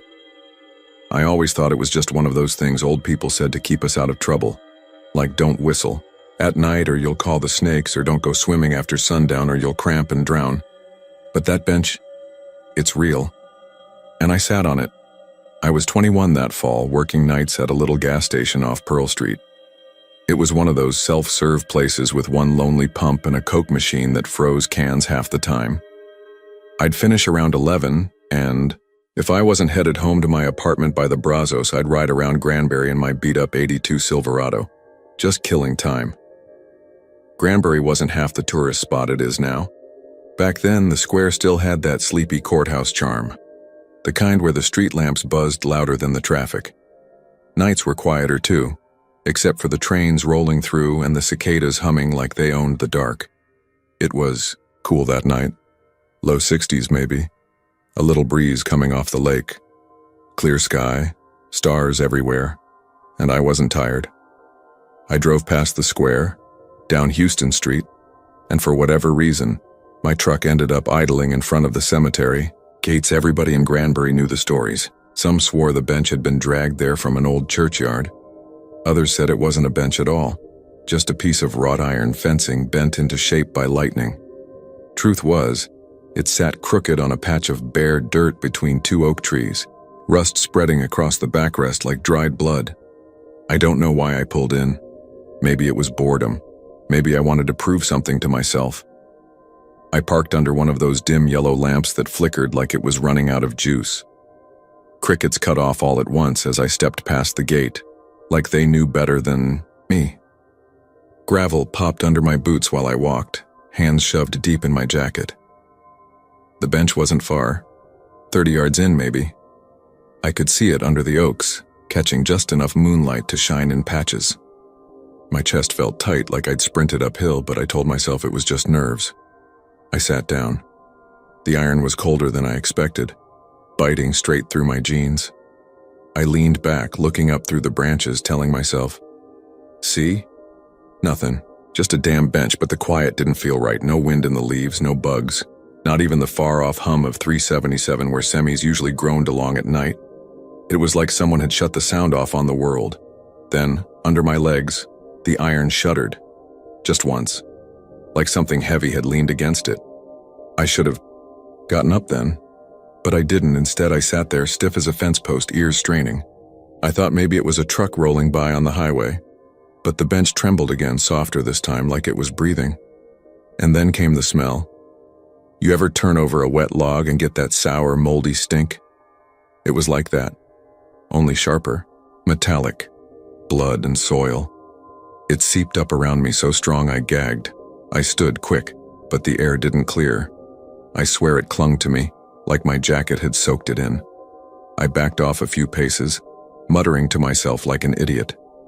It's nothing. It's just rot, ain't nothing. That's when I heard the footstep, not a crunch of gravel, not a squirrel dropping from a branch. A heavy human step, slow and deliberate, on the path right behind me. I turned so fast I nearly tripped. Nothing. Empty headstones, darker than the dark, and the faint outline of my truck by the lamp. My heart hammered so hard it hurt. I walked, fast boots scraping louder than I meant them to, heading straight for the gate. But every few steps I heard it again. That same dragging footstep behind me, always just out of sight. I didn't run, not yet. My daddy raised me to never run in a cemetery. Said it showed disrespect, and besides, running made you look like prey. But I was close. Halfway to the gate, I passed a row of stones so old you couldn't read the names. That's when I felt cold fingers brushing the back of my neck. I froze. My stomach dropped like I'd driven over a hill too fast. There was no one there. I knew that. I knew it. But I swear on my life I felt them. Light as cobweb, but colder than ice, just skimming my skin. That broke me. I bolted. I didn't stop until I was inside the truck with the doors locked, hands shaking so bad I could barely jam the key into the ignition. I peeled out, gravel spraying. Behind me, engine whining like a wounded animal. Didn't look in the rear view once. Couldn't. When I finally got home, the smell was still in my jacket. I threw it out that night. Couldn't stand to have it in the room. And then came the dreams. The first one hit that very night. I woke up drenched, heart pounding, sure someone had whispered my name in the dark. Next night, same thing. Except this time, I dreamed I was back on the bench, and something was sitting beside me. Couldn't see its face, but it breathed slow and wet, like lungs full of mud. After a week, I stopped sleeping altogether. I'd nod off for a few minutes, then bolt awake with the sound of footsteps on the floorboards. My neighbor downstairs even knocked one night, asked if I was pacing circles because it kept her up. Thing was, I wasn't. I moved out of that apartment by Christmas. Left Granbury altogether the next year, chasing jobs further north. But the dreams never stopped. Not completely. Even now, 30 years later, I'll wake up in some motel off I-35, heart hammering. Sure, I smell that same rust and earth stink. Sometimes I catch myself listening for footsteps in the hall. Last spring, I went back through Granbury for a wedding.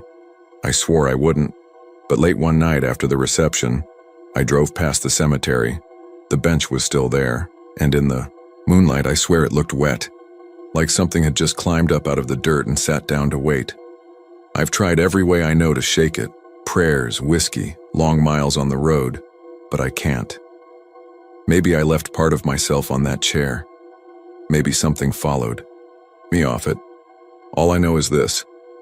If you ever find yourself in Granbury, Texas, don't sit on that iron bench, not even for a second, because once you do, the dreams follow you home.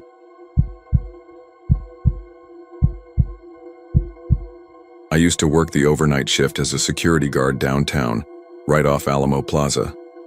It wasn't glamorous, but it paid the bills and kept me from having to take two jobs. Most nights were the same. Drunks staggering out of bars on Commerce Street, tourists snapping pictures at odd hours, homeless folks bedding down near the river walk. But the one thing you never had to worry about was theft at the Alamo itself. That's because no one wanted to be near it after midnight. I didn't believe the stories when I started. My supervisor, an older guy named Henry who'd been around since the late 80s, told me the first night on duty. You never walk alone inside those walls after dark. If dispatch asks you to do it, you tell them to find someone else. He laughed when he said it, but his eyes didn't. The Alamo was locked down at night, gates chained, cameras watching. But we were supposed to make rounds just outside the perimeter, keeping drunks from hopping the walls or messing with the mission. Fasadi. For the most part, it was quiet. Cicadas droning, the occasional coyote yipping somewhere beyond the city noise, the faint rumble of trucks on I-37.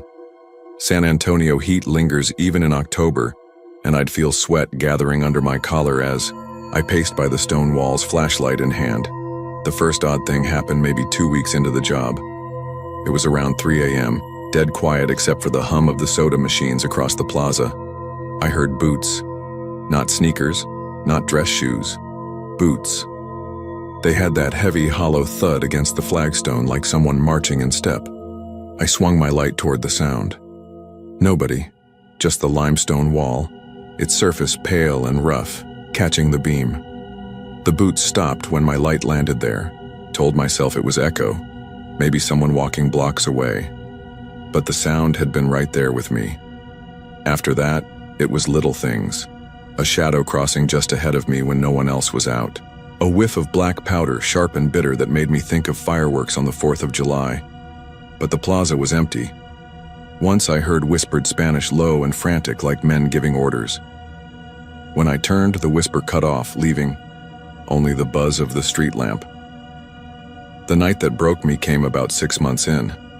It was warm, sticky, one of those nights where the air feels like it's pressing on you. I was posted on the east side near the chapel entrance, leaning against the low iron fence when I heard it again, the boots. But this time there were dozens, a full line of footsteps, marching, steady and grim, circling inside the walls. The ground almost trembled with it. I froze.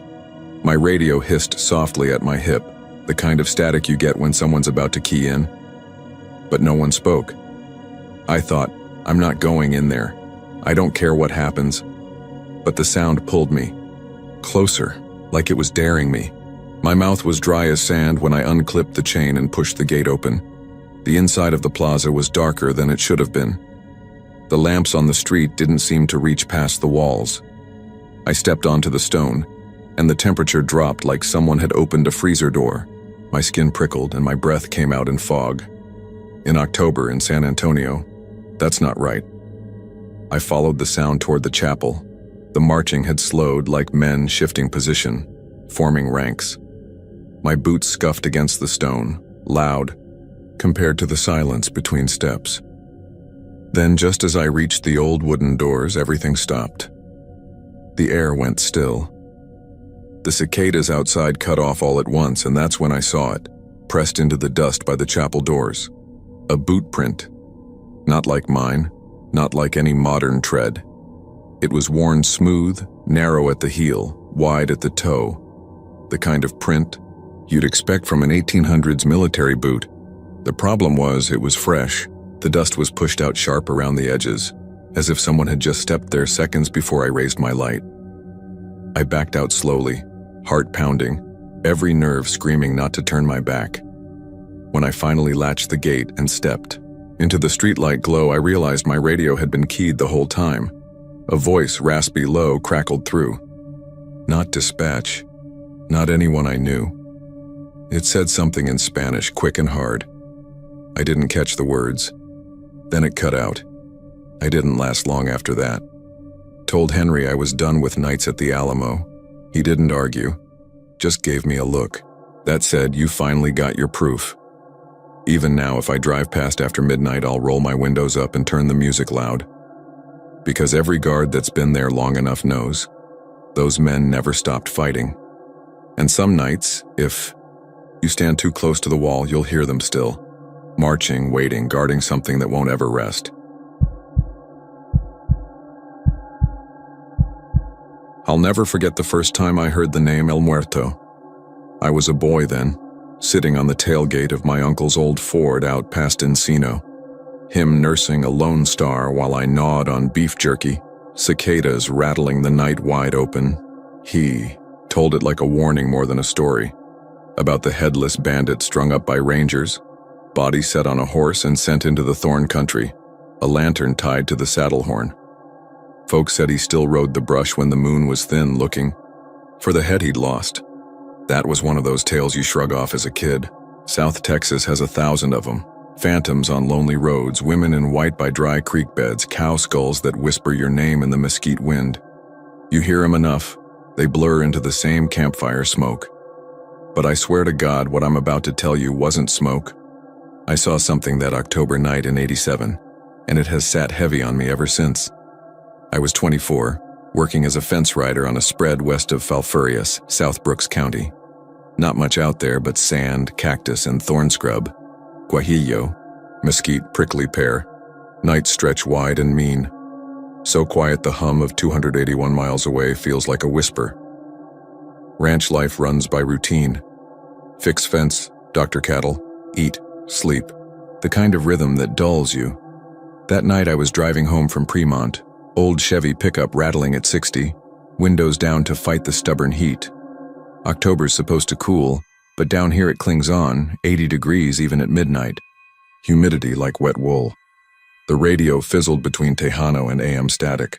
I remember the smell of dust and diesel hanging sharp in the cab. About 20 miles north of the checkpoint, I caught sight of a light bobbing out in the brush. Thought it was some ranch hand with a lantern, maybe chasing strays. But the road ran straight, nothing for miles, and that light moved too even, too steady, like it floated. I slowed down, rolled the window further. Coyotes yipped somewhere east, answered by a dog barking faint from some far-off rancho. The light kept pace, with me, maybe 50 yards out. I swear on my mother it wasn't held by any hand. I pulled over by a barbed wire fence, killed the engine. The night went still. Just cicadas, my heart thumping. The lantern light drifted closer, weaving between mesquite. That's when I saw the horse. A dun gelding, ribs showing, hide torn by thorns. Its gait was wrong, slow, jerky, like it was being tugged along by something not there, and on its back slumped was a man, or what was left of one. Shoulders, arms, torso. No head. The neck was ragged, like something sawed clean through. The body swayed with the horse's stride. The lantern swung from the saddle horn, glass cracked but burning steady. No wind touched it. I couldn't move. My hand was on the door handle, but it felt bolted shut. The horse stopped maybe 30 yards from me. The rider, or the thing, turned. And though it had no head, I swear it looked at me. The smell hit next. Not horse sweat, not brush. Rot. Like a deer that's lain 3 days on the roadside, bloated, sweet, and foul. It rolled, in thick, made my stomach seize. I fumbled the ignition, cursed when the engine coughed before catching. Headlights washed over the scrub, but when I looked back, horse, rider, lantern, they were gone. I gunned it north, white-knuckled the wheel till the checkpoint lights came into view. Didn't sleep that night. Didn't the next either. The worst part? When I went out the following evening to check fence on that same stretch, I found something by the roadside. Just past the cattle guard, a single horseshoe, fresh polished like it had been hammered on that morning. But the ground around, it was bare sand. No prints, no trail, nothing else. I never told the foreman. Hell, I barely told my own blood. Folks will laugh, say you've been drinking mezcal, that the desert plays tricks. Maybe it does. But I know the difference between tricks and truth. That lantern light still burns behind my eyes, steady as ever, swinging through the South Texas brush. And when I drive 281 alone at night, I keep my windows up, radio loud, praying I don't see it again. Because if I do, if he stops for me a second time, I don't think I'll come back.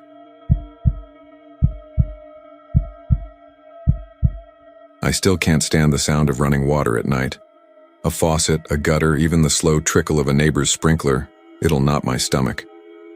Folks laugh when I tell them why. I don't blame them. If I heard someone else say they saw a man's reflection in water without the man himself on the bank, I'd probably think they were drunk or tired. But I know what I saw that night, and I know it wasn't just fatigue. I was 24 back, then working late shifts unloading trucks at a distribution warehouse off Navigation Boulevard.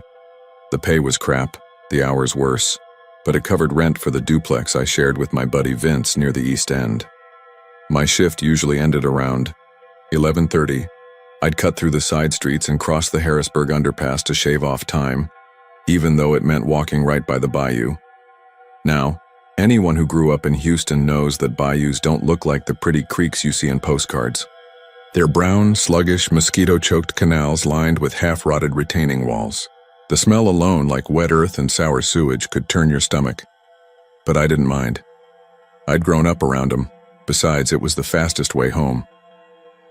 That October night was warm for fall, sticky in that way only Houston can manage. Cicadas had finally quieted down, leaving the air heavy with the hum of distant traffic on I-45. The streetlights buzzed, half of them burnt out. My boots crunched gravel as I came up on the concrete slope of the bayou. I remember thinking how still the water looked, barely a ripple moving across its skin. That's when I noticed him. At first, I only caught it out of the corner of my eye, the outline of a man standing across the bank. He looked about my height, maybe taller, just standing there, still as stone. No sway, no fidget, nothing. I stopped walking and squinted through the dark, waiting for the sodium light to give me something clearer. But the longer I looked, the more I realized something wasn't right. Because while there was no one actually standing on the other side of the bank, the water showed a reflection as if there was. I blinked, rubbed my eyes, even stepped closer. The rippling surface of the bayou showed him clear as day. Long frame, shoulders squared, arms straight at his sides. But above his shoulders, where a face should have been, there was just emptiness. Not blurred, not shadowed. Empty. Like the water refused to form it. I tried to laugh it off. I figured maybe it was a tree trunk catching the light weird, or a pole leaning across. I told myself I was just dead tired from the shift. So I picked up the pace, trying not to keep glancing back at the reflection. But my ears wouldn't let me ignore it, because the second I stepped past, I heard the water shift like someone had just walked in. A slow, dragging splash behind me. I froze. My heart thumped so hard it hurt my ribs. "Vince?" I said out loud, though I knew damn well Vince wasn't there. Another splash. Closer. I turned, and the bank was still empty. But the water showed the figure again, standing where he hadn't been a moment ago. Closer now. Right below the streetlights. Yellow glow. Still faceless. Something primitive in me screamed to run. And I did, boots slipping on the gravel, lungs tight with panic. I didn't stop until I'd hit the first gas station on Lockwood, breath tearing out of me, hands shaking as I bought a Gatorade just to have an excuse to stand inside under fluorescent lights. The clerk gave me a look like I was crazy. Maybe I was. I swore to myself I'd never take the Bayou path again, and for weeks I didn't. But Houston makes it easy to fall back into shortcuts. By November, I'd convinced myself it was just exhaustion that night, that I'd scared myself into seeing things. The weather had cooled, the nights clearer, and one Friday I cut back down toward the bayou, telling myself I was over it. I should have known better. This time the reflection was waiting for me before I even reached the slope. Dead center in the water, standing tall, faceless. And as I approached, the smell hit me, stronger than usual. Not the normal bayou stink. Something sharper, like old meat left in the sun. I felt heat rise in my chest, a sour panic. I tried to keep my eyes straight, but every step made me feel heavier, like the air itself was pressing down. When I finally glanced at the water again, the reflection had moved. It was right across from me now, perfectly aligned. If I lifted my hand, I knew its reflection would too. Only I didn't. I clenched my fists at my sides and forced myself forward. That's when the sound came. Wet footsteps just behind me on the concrete slope. Not splashes this time. Steps. Heavy, sticking, like boots pulling free of mud. I spun around. Nothing there. Nothing on the slope. Nothing but that damn reflection, standing closer than ever. I broke into a run again, this time not stopping until I was inside my duplex. Vince asked what the hell had gotten into me, why I was sweating like I'd seen a ghost. I didn't tell him. What would I even say? That the bayou was showing me people who weren't there? Weeks passed. I avoided the route like it was poison. Still, every so often I'd dream of rippling water. Sometimes I'd wake up to the sound of dripping in the kitchen. Swear I'd see a shimmer move across the floor like a reflection that shouldn't be there. Vince said I was grinding my teeth in my sleep, muttering. The last time, because there was a last time, I wasn't even near the bayou. I was driving home after a late shift, rain coming down in sheets. The wipers struggled to keep up. I rolled to a stop at the light on Canal Street, headlights bouncing off puddles, and in the nearest puddle, clear as glass, was his reflection. Standing just behind my car, I whipped around, heart hammering. Nothing there. The street was empty. But when I turned back, the puddle still showed him. Closer now, leaning forward as if peering into my back seat. Faceless. Waiting. The light turned green. I floored it all the way home. That was 98. I moved out of Houston the next year, took a job in Beaumont. Haven't been back much. But even now, nearly 3 decades later, I can't bring myself to walk near a bayou. I avoid puddles at night. And when I wash my face in the sink before bed, I don't linger. Because sometimes in the corner of the water, I swear I still catch the outline of a man standing just behind me. And the ripples move, though nothing else does.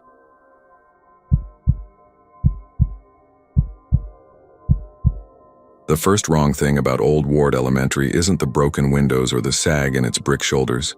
It's how the night goes quiet the second you step off MLK and onto that buckled little side street. East Austin hums through October, late. Porch talk, a dog answering a siren, the thin hiss of I-35. But the air by the fence at Old Ward feels like somebody cupped a hand over the city's mouth. It was warm for fall, around 70 degrees, damp from a shower that blew through at sunset. The pavement smelled like wet dust. Somewhere out there, a freight train called once, long and lonely, then fell quiet like it had remembered its manners. Was 26 that year, running night shifts at a print shop off Riverside, the kind of place that smelled like toner and coffee no matter if you came in at noon or 2 in the morning. We did menus and church bulletins and the odd band poster when a kid from UT needed 400 by Friday. I drove an old 92 F-150 with a mismatched blue door. I kept a Radio Shack flashlight in the glove box and loose quarters for tolls even, though I never used tolls and probably never would. If I had a habit, then it was saying yes to dares I didn't need to prove. That's how I wound up at the fence behind Old Ward just before midnight with a disposable camera in my pocket and Reggie's laugh in my head. Come on, man. Go hear the chalk ghost. Bring me a souvenir. We all knew the stories. When they shut the school down in the mid-'80s, they did it fast. Kids got shuffled to a newer campus closer to I-35, closer to parking lots and budgets. Old Ward was left to sag. East Side folks swore the district forgot to take half the stuff. Teachers' desks sat with their drawers open like mouths. Posters peeled. Chalk, they said, still scratched on the boards after dark. I'd heard kids' laughter too, mentioned at barbecues and over beers in backyards. The kind of thing you say with a grin but don't quite meet eyes over.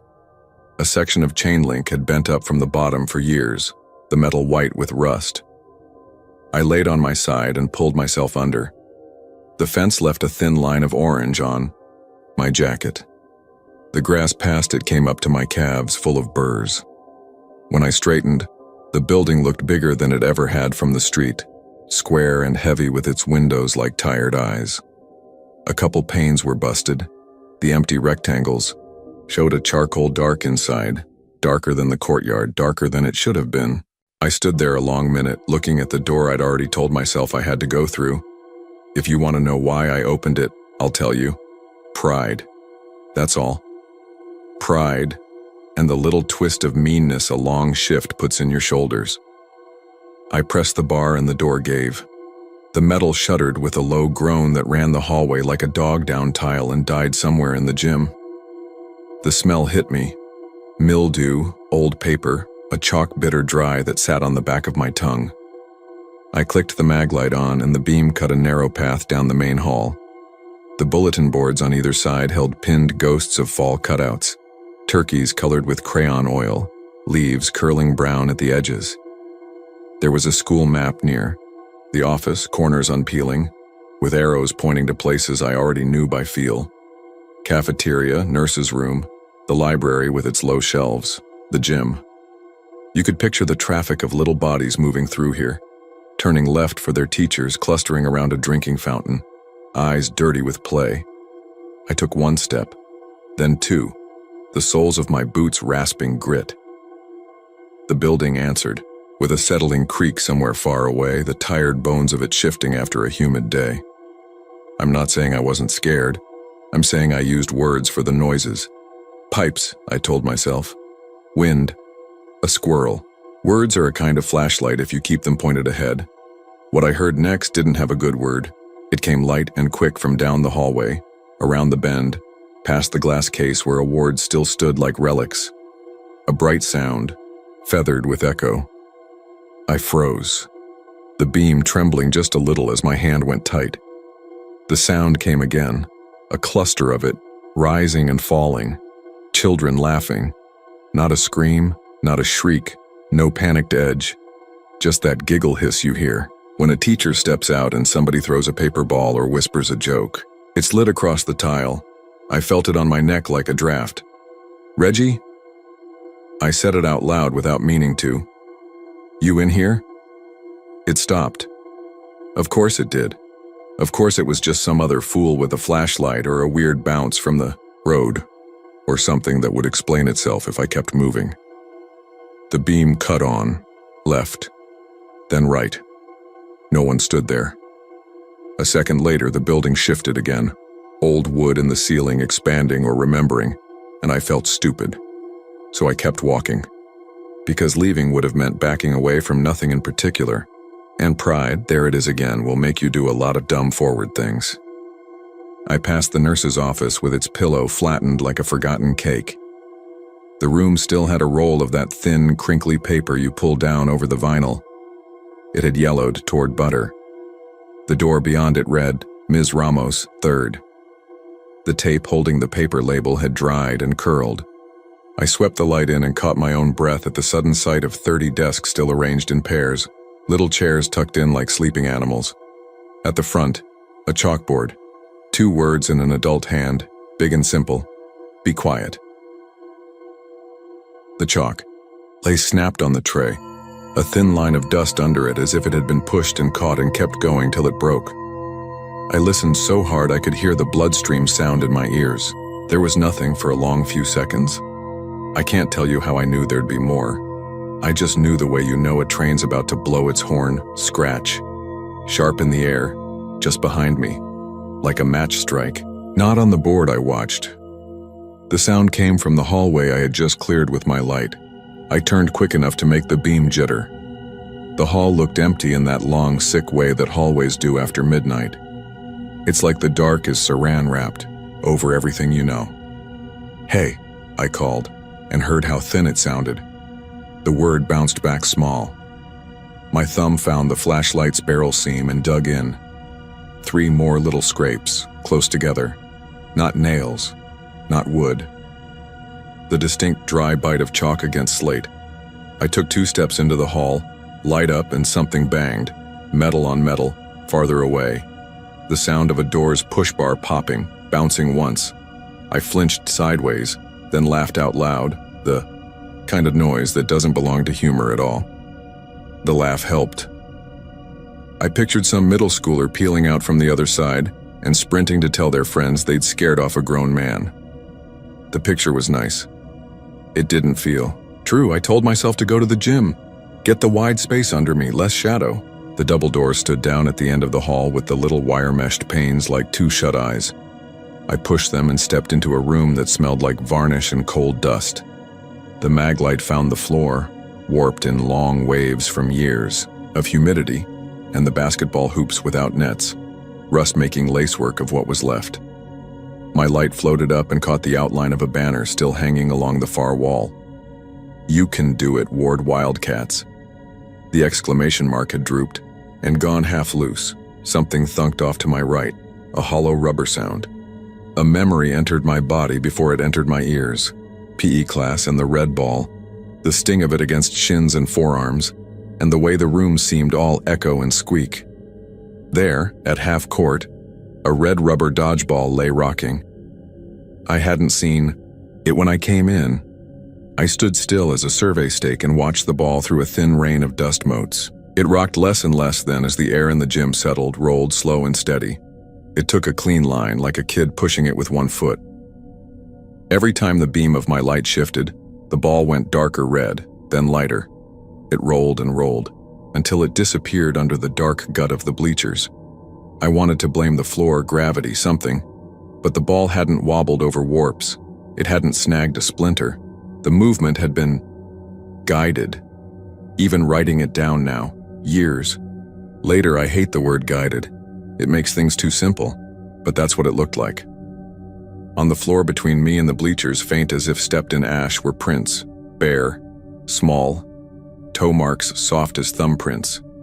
The beam found 1, 2, then a path, a little trail, leading where the ball had gone. Each one had a tiny smear on the heel like someone had been moving faster than a walk but didn't yet know how to run. I didn't follow them. I want to tell you. I did. I want to tell you. I squared my shoulders and crouched and stuck my head where the bleachers met the floor and saw a kid crouched with their knees up under their chin, grinning. I want to tell you I said all the right calm adult things. Hey there, buddy, where's your mama? Let's get you home. But I didn't. I stood there and began to shake. I could feel sweat gather under my shirt collar even though the air felt almost cool after the humid day. The taste of chalk went gritty on my tongue. The building breathed again, a long, slow creak in the high rafters, and through it the PA system snapped alive with a click and a hush, like a radio catching a station one county over. I whirled toward the principal's office. The next sound unbuckled my knees halfway. It was a woman's voice, scratchy with age or the low quality of the speaker. Not words, not yet. Just the rise and fall of it, tones that my head tried to turn into instructions. After 3 seconds, it cut back to the hush, then died into silence so solid I felt it batten against my ears. I whispered, "No," without knowing to whom. There are 100 ways to leave a place. I picked the dumbest. I took a step forward, one toward the bleachers, then another. The light went into the cracks. What I saw under there was the ordinary dark you can explain. Dust, a crumpled paper, cup, the bottom of a bench with gum pebbled along its underside. My beam passed back and forth. No ball. The prints ran under and didn't come out the other side. The space went deeper than I thought. 3 rows of bleachers without clearance all the way down. It was livable dark if you were used to small spaces if you were small, period. I crouched without meaning to. The smell under there was damp wood and old rubber and something else, something milk-sour edged that made me swallow. The PA clicked again, clearer this time. A breath. And then a voice, the kind teachers use when they've called 100 names and are too tired to be mad anymore. "Hush now," it said, stretched thin and far. "Let him speak." I don't know how long I held that crouch. My thighs began to burn. The word "speak" made something funny unspool in my chest. I straightened, and without looking too hard at the floor, moved sideways along the bleachers until I could slip out the gym's far door into the narrow hall that led to the music room. The glass on the door there still had a musical staff sticker, peeling from the sun. I could smell old carpet and a dash of brass, that metallic tang that clings to trumpets and saxes. The closest light switch I knew wouldn't work. The district had cut power years ago. I pushed the door anyway. The music room was worse than the gym for shadows. Shelves with cases stacked like coffins, the fat black bell of a tuba yawning from an open cabinet. On the board, another room, the words "be quiet" were written again in the same blunt hand, like someone had come this way making the rounds. Under it, along the tray, lay a long stripe of chalk dust. A circle had been drawn through it the way a kid drags a finger along flour on a counter. The finger trail stopped in the middle, and there, as plain as if caught by a Polaroid flash, was a small print. 4 fingers, not 5. The thumb was missing. It wasn't smeared. It had edges. I tried to swallow and found I couldn't. "Okay," I said out loud. The word came out soft, almost friendly, like I was a guest overstaying. "Okay, you win. I don't know who you was then." Not exactly. It felt like the building itself. Like the room had decided to put its hand on my shoulder and say, gently, "Maybe not tonight." I backed toward the door and bumped the corner of a cabinet. A handful of plastic recorders fell inside with that embarrassing squeal of cheap instruments. The PA clicked. This time the voice was a man's, quicker, like the announcements had switched to a different track. "Mr. Sanchez," it said, and the name rang around the room in that old automatic echo. "To the office, please, Mr. Sanchez, to the office." I had never wanted so badly to not be Mr. Sanchez. There are parts I haven't told you because they sound like lies. It's not the laughter. It's not the ball. It's not the prints or the voice. It's a smell that started on the way out of the music room. Not strong at first, the hint of pencil shavings, an old eraser, and something sweet that always made my stomach turn when I was 8. Paste. Elmer's. I smelled it like a line being drawn ahead of me in the hall, and the hair at the back of my neck pulled tight like it had thought about standing up and then decided to go all the way. I followed the smell into a second-grade room with windows onto the courtyard. The shades were half down. Streetlight came in low and weak through leaves. The moon made a cheap bright square on the tile. In that light, a paper chain of orange and black loops hung from the ceiling in a long curve across the room, each loop slicked shiny with paste. I swung the beam to the board. Somebody's old teacher or some version of the building, had written a list. We are quiet in the hall. We fold our hands. We raise our hand. We listen. Beside it there were, in a child's messy print, the words "I saw him." I swallowed so hard my throat clicked. "All right," I said, my voice about useless now. "That's enough." And because the only thing worse than hearing is not hearing, I took a step to the board like I wanted to make sense of this. My shoulder brushed a string that hung lower. Then I thought. It wasn't a string. It was fishing line, the kind teachers used to hang things. On it, halfway between ceiling and floor, hung a little bell cut out of red construction paper with a gold crayon trim. It swung when I bumped it, and made a sound that still makes my stomach go soft when I hear a wind chime in summer. The paper didn't chime, of course. What chimed, high and faint, was something else. A bell way down a hallway or way down a year. A dismissal bell, if that makes any sense. For an instant, the room went lighter, like heat lightning had walked, around the building's outside walls. Then it was only a second-grade room again, stale and dusty and full of four-legged desks. I left. I didn't run because the part of me that used words for things had come back a little and it told me not to. The hall met the office. I could see through the glass the counter where you signed in late or picked up a Band-Aid from the secretary. A calendar hung crooked behind it with a month that wasn't October, didn't even belong to this year. April of something. The miniature pictures of kittens slept across the top. The phone at the desk was one of those beige models with square buttons and little clear caps for labels. Line 1, line 2, intercom. The mag light caught the plastic and sent a dull gold back at me. Behind the phone, a printed sheet, curling, titled, "Announce 'em." The last letters were torn. That's when the public address speaker, an old beige square by the ceiling, pocked with holes, clicked for the last time. It was so quiet before it spoke that the click was like someone starting a conversation at a funeral. A child's voice came through, a boy's maybe 9, his S bent like a soft wire. "Don't go," he said. I didn't answer. I kept looking at the phone because the phone was a thing my hands knew. The display, the cheap 2-digit LED that told the number of messages waiting, glowed a flat 0 in dead green. The boy's voice came again. "I'm telling." That was the moment I moved. I took the short hall along the office, past the copy room where paper dust lay in drifts, past the conference room with its stack of HVAC ceiling tiles slumped like a deck of ruined cards, and out the back door into night. The push bar hit my palm and the spring inside leapt to do its work. The door flew and banged the brick with a flat report that made my whole body flinch. I crossed the little yard to the fence in long, ugly strides, dragged myself under the eaves, bent chain link and hit the street with my knees gritty. I got in the F-150 and turned the key. The starter heaved like a man getting out of a chair. 1, 2, then caught. And the engine came up with that familiar, unhappy sound it made when it hadn't been driven all day. I didn't look back. I drove to Airport Boulevard and took it, to Manor, then down to the little complex where I rented a 1-bedroom with a window AC unit that whined like it had opinions. I parked crooked, left the truck door open and climbed the outside stairs to my place 2 at a time. Inside, I pulled the blinds and turned on every light I had, the kitchen overhead, the bedside lamp, the one in the living room that made everything look jaundiced. The AC unit rattled. I set the mag light on the table and waited for my hands to stop shaking. At some point I realized I had the disposable camera still in my jacket pocket.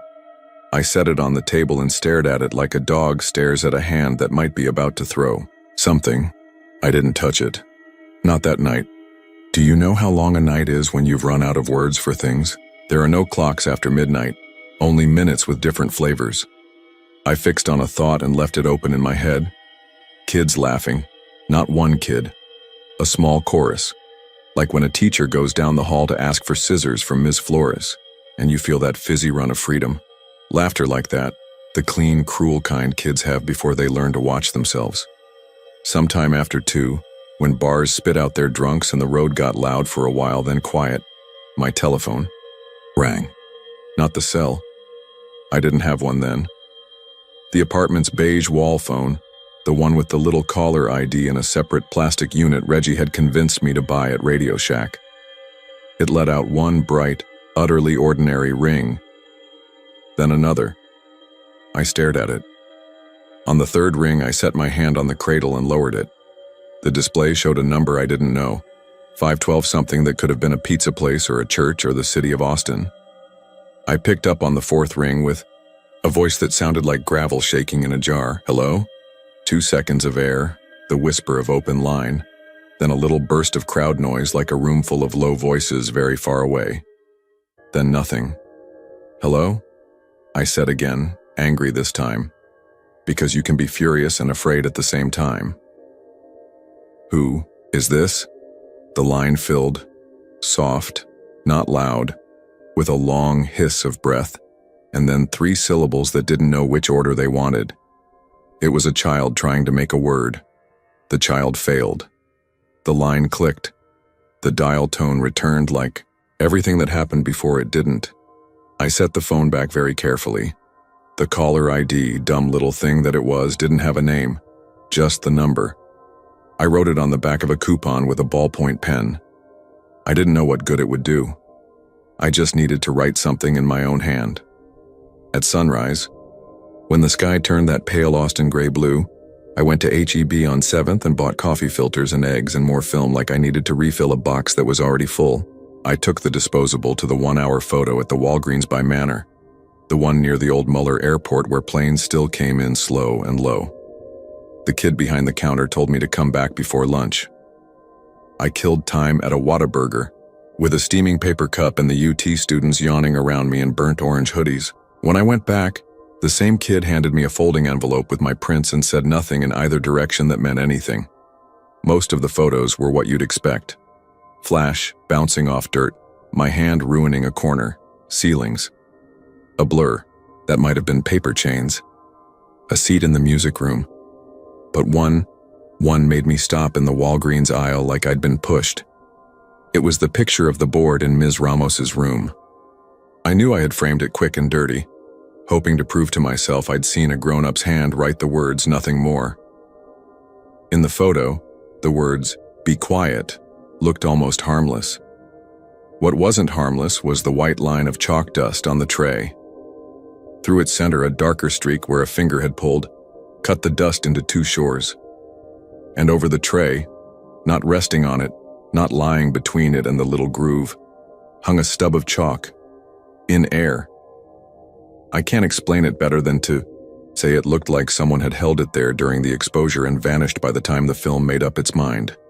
You'll say a string held it. You'll say my flash reflected on something I hadn't noticed and made a ghost. You'll say, I could have faked it, and sure, if I had reason then, I might have. But I know how my hand shook when I slid that print back into its sleeve. I know how the kid behind the counter looked at me and then looked away like he was being polite to the wrong kind of conversation. I know how my stomach went low and cold, like I'd swallowed the rubber ball from the gym. I didn't show the photo to Reggie for 2 weeks. I told myself I was letting the story cool so it didn't feel like I was trying too hard. Truth is, I didn't want to say out loud that I believed anything had happened.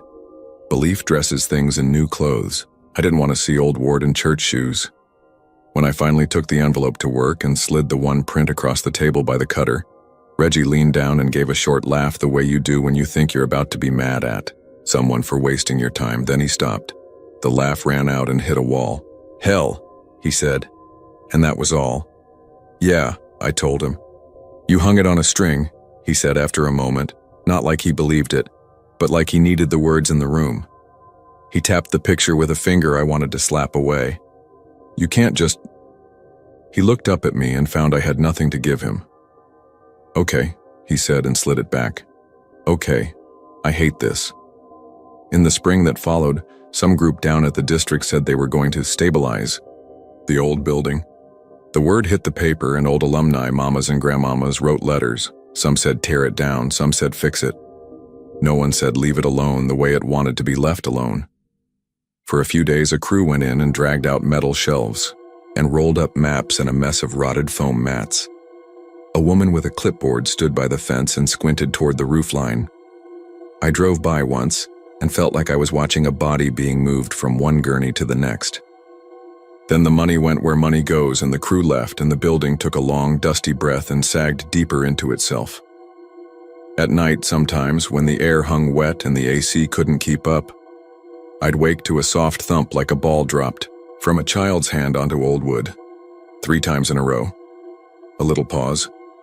3 again. I'd lie there and tell myself it was the neighbor upstairs, a guy with a habit of doing calisthenics after midnight, or it was the compressor kicking on and off in a rhythm that wanted to be a game. I kept the picture in a shoebox on the top shelf, slid far back so I had to get a chair if I wanted to touch it. I didn't get the chair. 2 months after that night, I found the scrap of paper where I'd written the late call number. I dialed it from the print shop because being at work made me feel like a person people don't mess with. The phone at the other end clicked and rang and clicked. After 4 rings, a tone started. Not a fax, not a busy, a long, steady beep. It ran into the part of my ear that still remembered the PA speaker and made my hand go slick. I hung up. I called the district office too because fax help. "Hey," I said, rubbing my thumb over the edge of the table until it smarted. "I've got a weird question. Do y'all still have phone lines hooked up at the old ward campus?" The woman said no. She said they'd been disconnected years ago, and she said it the way people say things that are routine and true. She didn't ask why.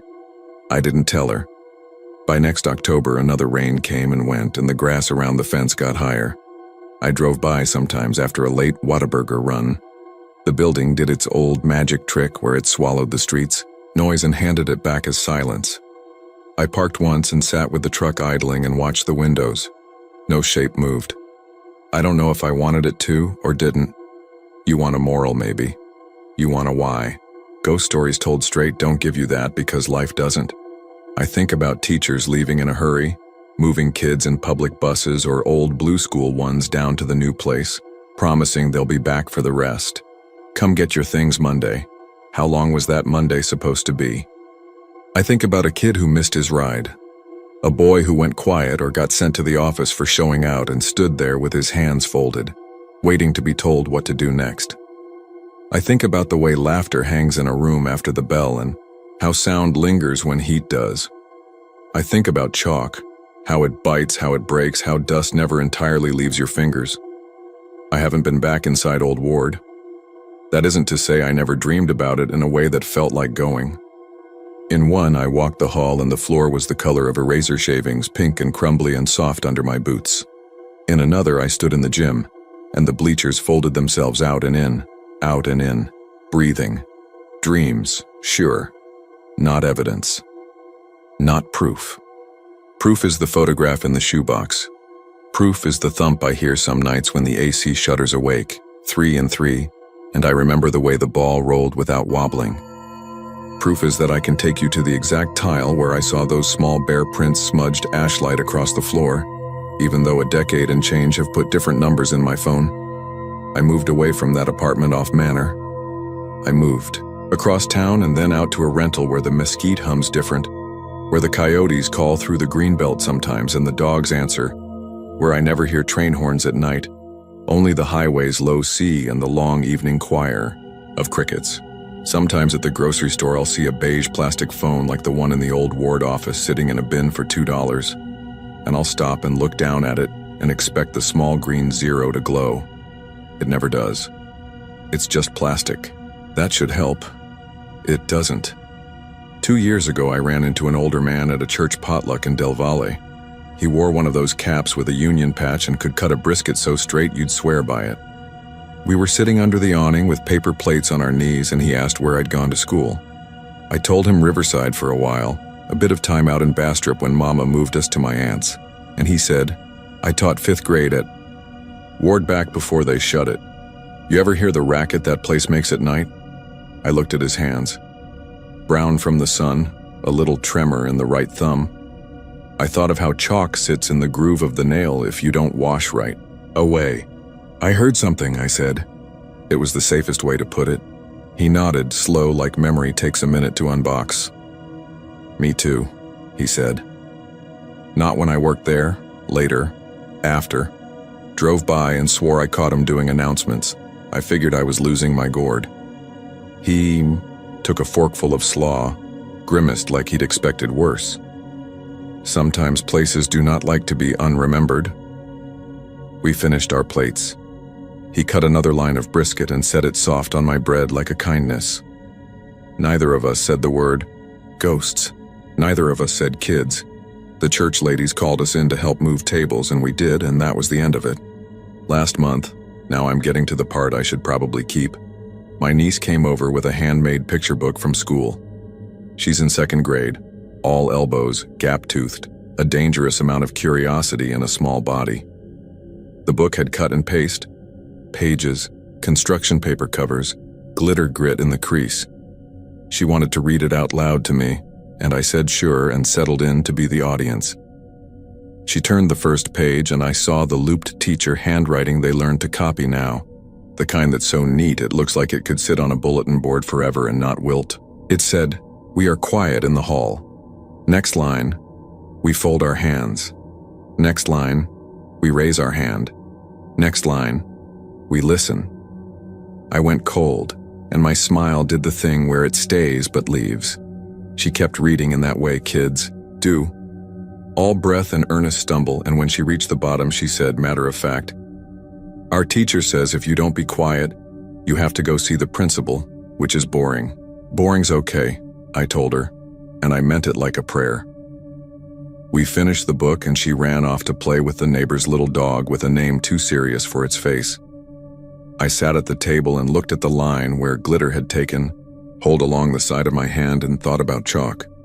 I could get the shoebox, I could show her. I could tell her about a night when I should have minded my business and didn't. I could make her world a little worse. I didn't.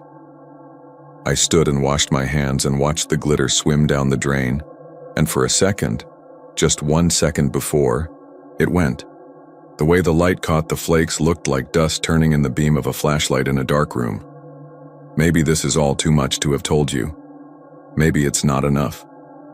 If you're still waiting for me to prove anything, I can't. I can take you to the fence and show you the rust. I can press my palm against cool brick and tell you how it felt to be in a place that had learned how to teach silence. I can put a photograph in your hand and let you decide if what looks like a chalk stub hanging in nothing is what you think it is, or something I pushed on you because I needed you to say the word haunting so I didn't have to. When the wind swings wet out of the south in October, it still carries that sweet sour of paste sometimes, almost like clover, but wrong. If you're on the east side and you hear a bell that can't possibly be your time to go, and you catch yourself folding your hands without meaning to, don't be embarrassed. Just listen. Some buildings hold their breath so long they learn to speak only in the quiet you give them. I drive different roads now. When I pass the old airport, Muller's long since turned over into parks and shops and bicycles, I feel a pull toward the time before. I picture the gym's warped floor. I picture the banner with its exclamation point giving up. I picture small bear prints, dust light, and honest and leading where grown feet don't fit. One evening this spring late, I stopped at a light on Springdale. The sun had just slid behind the pecans, and the heat that had hung all damn day was finally falling. Off the concrete, a boy and his mama crossed at the walk, him dragging his hand along the chain of the fence like kids do, making a little music of it, her laughing once at whatever he'd said. For a second, less than a breath, I heard it plain, as all those years ago, that bright giggle that belongs to a hall when a teacher is gone 2 minutes too long. It came from nowhere. It came from 100 rooms. Then the light changed and my truck rolled forward, and it was just Austin again, a city with its own noises, night tilting in, crickets starting, highway low and steady like a tide. I've got the photo in the shoebox. I've got the number on an old coupon folded in half. I've got the way a voice said, "Don't go," lifted a little at the end like a question. That's the thing, I guess. I didn't. I left. I walked myself out on 2 good legs and let the door close and never once looked back to make sure it latched. Some nights I think I should have stayed. I think I should have stood in the office and picked up the beige phone and pushed intercom and said clear as a bell, "Okay, Wildcats, take your seats." I didn't. Instead, I keep listening for kids who learned how to be louder after everyone told them to hush. I keep waiting for a chalk scrape to finish a word it started a long time ago. If you go, and I'm not telling you to, you'll hear. It may be the same. Maybe something written just for you. You'll put a word on it like I did. Pipes, wind, a squirrel. And then it will keep going, past your word, until you feel it in your teeth. When it does, keep your hands to yourself and your feet quiet and your eyes open. The bell will sound when it's time. You'll know it. You'll feel it in the old familiar part of you that still wants to run and still wants to be seen and still wants the teacher to say your name. Until then, listen. And if you hear a little voice ask you not to go, remember, couldn't do what it asked. I left. That's all I can tell you. The rest is chalk dust and echo in the way a night holds its breath when it wants to keep something.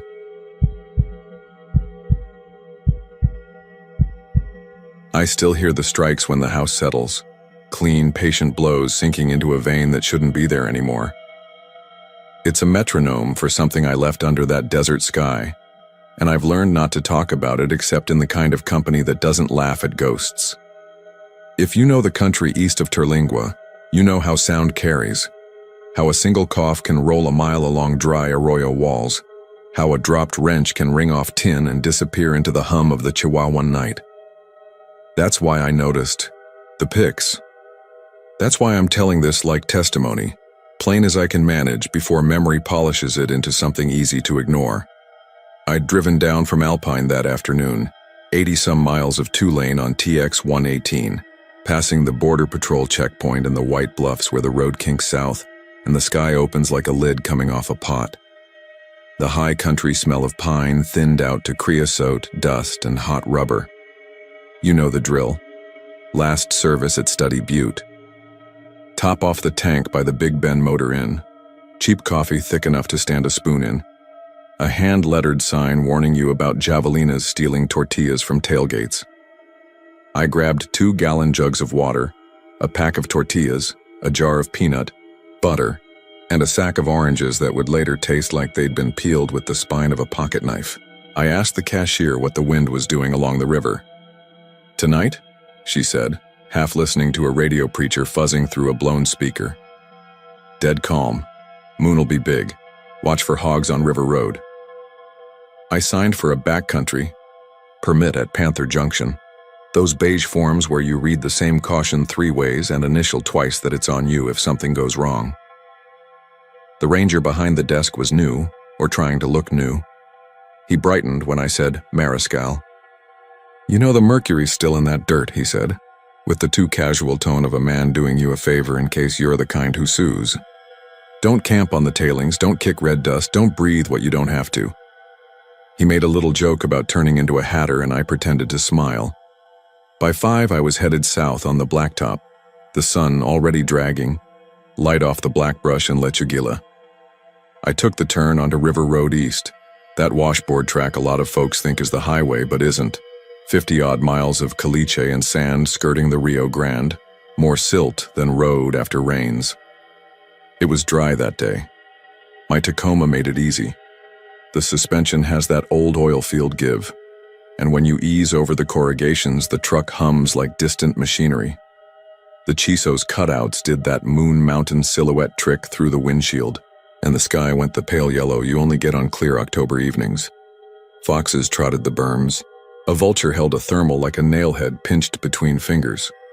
If you don't know the mine, it's staged on the north slope above a bend in the Rio Grande, a stacked-up mess of crumbled adobe and corrugated roofs, brick retorts, hoist frames, skeletoned against the ridge and a black mouth where men crawled into rock for cinnabar and came out with their teeth loose. The processing furnaces cooked vapor that cooled into mercury, quicksilver pooling like coins in old steel flasks, a few of which lurk under local bedsides even now. The place was shut down for good mid-1900s, skulls in records, bad lungs, empty, pay stubs. I'd read enough to know not to touch most things and not to breathe what glowed underfoot. I parked past the interpretive sign, where the Jeep 2-track tails off into scattered stone.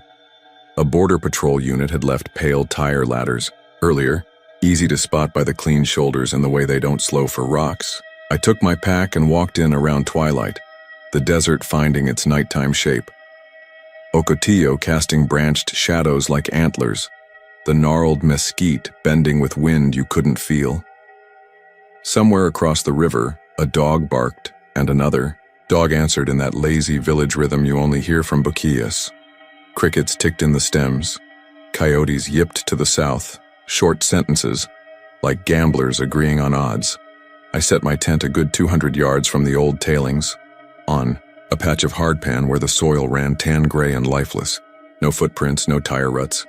I staked corners, double-checked the rainfly, habit even with no rain in the forecast, and got the little stove going. It clicked and breathed blue.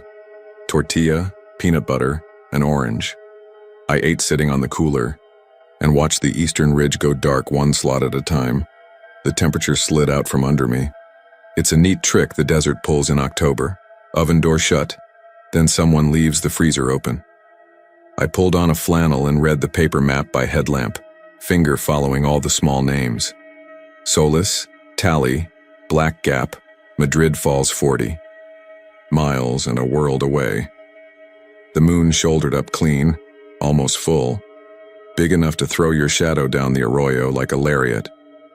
The tent glowed that hush white every camper knows. That's when the first strike carried. You'll think I've dressed it up in my head. I haven't. I remember precisely what I thought in the second before sound found a home. Bolt springing under load. That's where the brain goes first if you've ever crawled under a pump jack. But it wasn't metal springing. It was contact. Clink, not a rock skidding downslope, not tin rattling on a gust. A tool finding face. The second blow came after a count of 4, like a man pacing his breath. I held still enough to watch moths nose the plastic window of the tent. I listened for a third strike and got it. Clink. There's a way you tell yourself the ordinary story because the ordinary story is always safer. Other hikers, I said, out loud, to nobody. Some fools with headlamps messing around in there. I waited for the disco chop of light across rock. Nothing. No footsteps. No voices. The night around me held like cold glass. Between strikes came a cough. Not a polite cough or a smoker's hack. A wet, low drag through a throat rhymed with something you don't want to think about. 2 more hits. The cough again. Then a pause where you could have convinced yourself you'd misheard if the wind hadn't shifted and pushed the mine smell over me. If you've ever drilled in sour gas, you've cataloged bad air in your bones. Hydrogen sulfide has a sweet note that turns your stomach and scrambles memory. This wasn't that. This was hot metal and vinegar, acid climbing into your sinuses, the sting you get off a car battery combined with the metallic sucker punch of a mouthful of blood. My eyes watered hard and then it was gone. Air was nothing again. Cold as a church. I untwisted the Nalgene and drank, and the water carried the taste down anyhow. I told myself to pack out. It was late, but not so late I couldn't bump back to the blacktop. I turned off the stove. The night pulled tight as a drum. The moon lit the hoist frame into some geometry lesson for dead things. I stood and my knee popped, loud enough in my head to pass like a twig underfoot. And then I watched dust come out of the mine. That's not how dust behaves. Dust in a desert lifts when wind hustles, when boots scuff, when something dislodges. This dust rolled.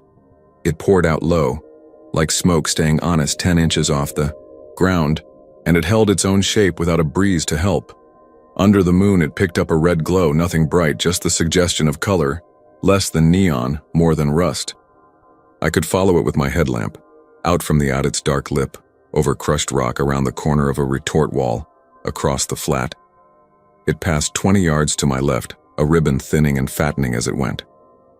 I tasted my bandana as I pulled it up, which means I was already choosing to stay. If you know how these things go, stay and name it. Stay and pretend you weren't afraid. Stay and behave as if facts can guard you. I counted steps to the truck, 52, which put the cab just out of my headlamp's reliable wash. And that's when the dust did the thing that made me stupid. It raised a shoulder. I don't know how else to say it. The ribbon bunched as it moved, like a worker rolling shoulders under a load while keeping a pace. A second bunched beside it, out of sync, and the second bent forward, like a shorter man carrying a sack across both clavicles. I gulped a sound that would have been my name, and then I did the bravest or dumbest thing I've done in my 30-odd years. I stepped toward the mine to see if anything real was making that motion. My boots found a path others had ground a century. Ego. Low steps, scalloped from souls and time, packed like bone. The clink of the pick went on at that steady, generous pace you use if you trust the shift bell to tell you when to stop. Somewhere behind that rhythm, the cough counted too. I held my headlamp at my belt to keep the beam low, like I'd been taught in other kinds of work, and I let the moon do most of the seeing. The adit mouth swallowed dark. I smelled that hot, sour reek again and took one involuntary drag through, my teeth that felt like kissing a coin. Inside 3 steps, the beam found a glove. It sat by the left of the entrance, palm up, fingers curled as if left by a man who likes to be sure something's exactly where he said it. Old leather, scabbed stiff. The cuff had been cut away. A stitch had popped along the index finger and the padding showed. That was normal enough. Old trash. The wrong thing was the smear. A fresh drag of red across the palm, not powder but paste, like someone had just palmed crushed cinnabar and left it there for a foreman to see. I didn't think about mercury then, which should tell you something about how my brain had already arranged itself around the scene. I touched the smear with a knuckle. It took. The pad of my finger came away crimson and wet, and I felt stupid because I tasted copper when I breathed, and that old ranch prayer about not borrowing trouble. It'll find you just fine, looped like a bad song. Behind me, 3 strikes, slow and clean. Farther off, on the Mexican side, a man called to another man in Spanish. Nothing urgent, just night talk, and the other man laughed one line like he was shaking his head. The ribbon of dust had flattened while I stood. It pushed on across the flat toward my camp and then thinned like breath-meeting cold. If the desert possessed any honest breeze, it hid it from me. I put the glove in my pack without deciding to, the way a grown man sometimes pockets a stone off his father's grave without admitting he just did something that would change his week. And then a radio clicked. It came from inside the mine. That soft plastic chirp when someone touches the talk button and doesn't speak. Another click. A pause. I thought, hikers, border patrol, teenagers with a Baofeng playing cave. Hello? I said, and the mine put my voice back at me in a smaller, meaner tone. I thumbed my own little FRS unit. I'd brought it to feel more official, I guess, or because I'd spent too many years on jobs where chatter keeps you alive. Breaker, I said, because I don't know the persuasion that makes a city man sound like a trucker when he's frightened, but I have it bad. Anyone copy? You're not supposed to be in there. The reply was coughing. Not a voice before or after, just coughing that came through like the mic lived under a wool scarf clogged with dust. I heard the shape of a man around it because that's what brains do. The cough stuttered, steadied, and broke, and in the break I heard, "Forgive me here, because I know what this sounds like." A word I knew only because I grew up with old men who remembered the mines the way they remember rodeos. Turno. Shift. The word hit me like the smell had simple and chemical, and I heard a name that broke across static and didn't feel like it was meant for me. If you want me to explain why I didn't run then, I can't. I tell myself the same reasons. Pride, curiosity, the dumb certainty that the world stays the world if you insist hard enough. That will eventually get me into a hole I won't climb out of. I tightened my bandana, thumbed the radio off, and walked to the dark. There's collapse maybe 10 feet in, a tangle of beam and rubble where a smart man stops. That's where I stopped. The headlamp smeared rock and old timber to a chalky blur. The smell moved up and down like someone pumping a bellows under the floor. I could hear the strikes clearer now, not inside the adit but inside the hill beyond it, like sound taking the long way through seams and coming back out the easiest mouth. The rhythm held. No hurry, no slowing. I tapped the beam along the left wall and read the ghost of a pencil scrawl that might have been a number, or might have been where a miner leaned his shoulder and left a shape. I looked down and saw prints, fresh, narrow-heeled, sharp-edged, not modern lug, more like hobnail. Little moons bashed regular into the crumb. They ran in, not out. They stopped where the ceiling settled down past a man's chest. There were no prints turning back. Rangers will write me up if they find me at this mouth, I said out loud. I've learned to say the dullest version of what I'm thinking when the other version is too big to carry. I stepped back until my boots found flat, pushed light out to the door and let the bright world own me again. The dust ribbon had gone. My tent tipped a pale shoulder to the moon. I started counting our bargain steps to the truck again, 52, and got to 34 when I heard laughter. Not the men across the river, not close. Laughter made of breath carved too thin. Behind it, metal. A chain dragged. The tent murmured like fingers talking to the nylon. I picked up speed without meaning to. By 46, the truck showed the shape of a thing that could carry me away, and I held the handle and looked back. Because bodies look back, even when the looking might kill them. There was someone sitting on my cooler. I say, someone, but that's not an honest word. It was shape and weight without edges. The cooler flexed under it. The lid bowed the way it bows when your cousin sits to tie his boot, and you want to tell him to move because the hinges on those cheap coolers go if you look hard at them. I saw nothing to cast shadow. I saw the shadow anyway, a man-shaped dark, erasing a strip of moon from the dirt. I could have committed then to thinking it was a trick of light. I didn't, because it stood and the dust rolled off its knees and I heard pant leather crack where it bends. And then it was gone. Not the long gone of somebody walking into brush, but the small gone of somebody stepping one pace and losing all reason to be noticed. I got in the truck. I drove. I put the map on the passenger seat because I needed someone to look like they were paying attention, and I didn't have the words to ask for that from a god I only talk to when tires fish and bridges flex. River Road East sets its own rules at night. You can run 30 where the washboard is dream straight, and then you hit a stretch where a dry wash has chewed the track and you're sentinel to the axle. I ran 20, then 12, then a brash 37 and let the truck bounce like a dog trying to shake off water. Somewhere in there, the radio in the console clicked the way it had by the mine, and the red light on the face flashed 3 times in equal pulses and then died. I slapped it off. My mouth tasted like a wrench left in the rain. I passed a Carsonite stake that said 21. The map said I shouldn't be seeing 21. The last I'd seen, I was close to 14. The road does that, tricks you.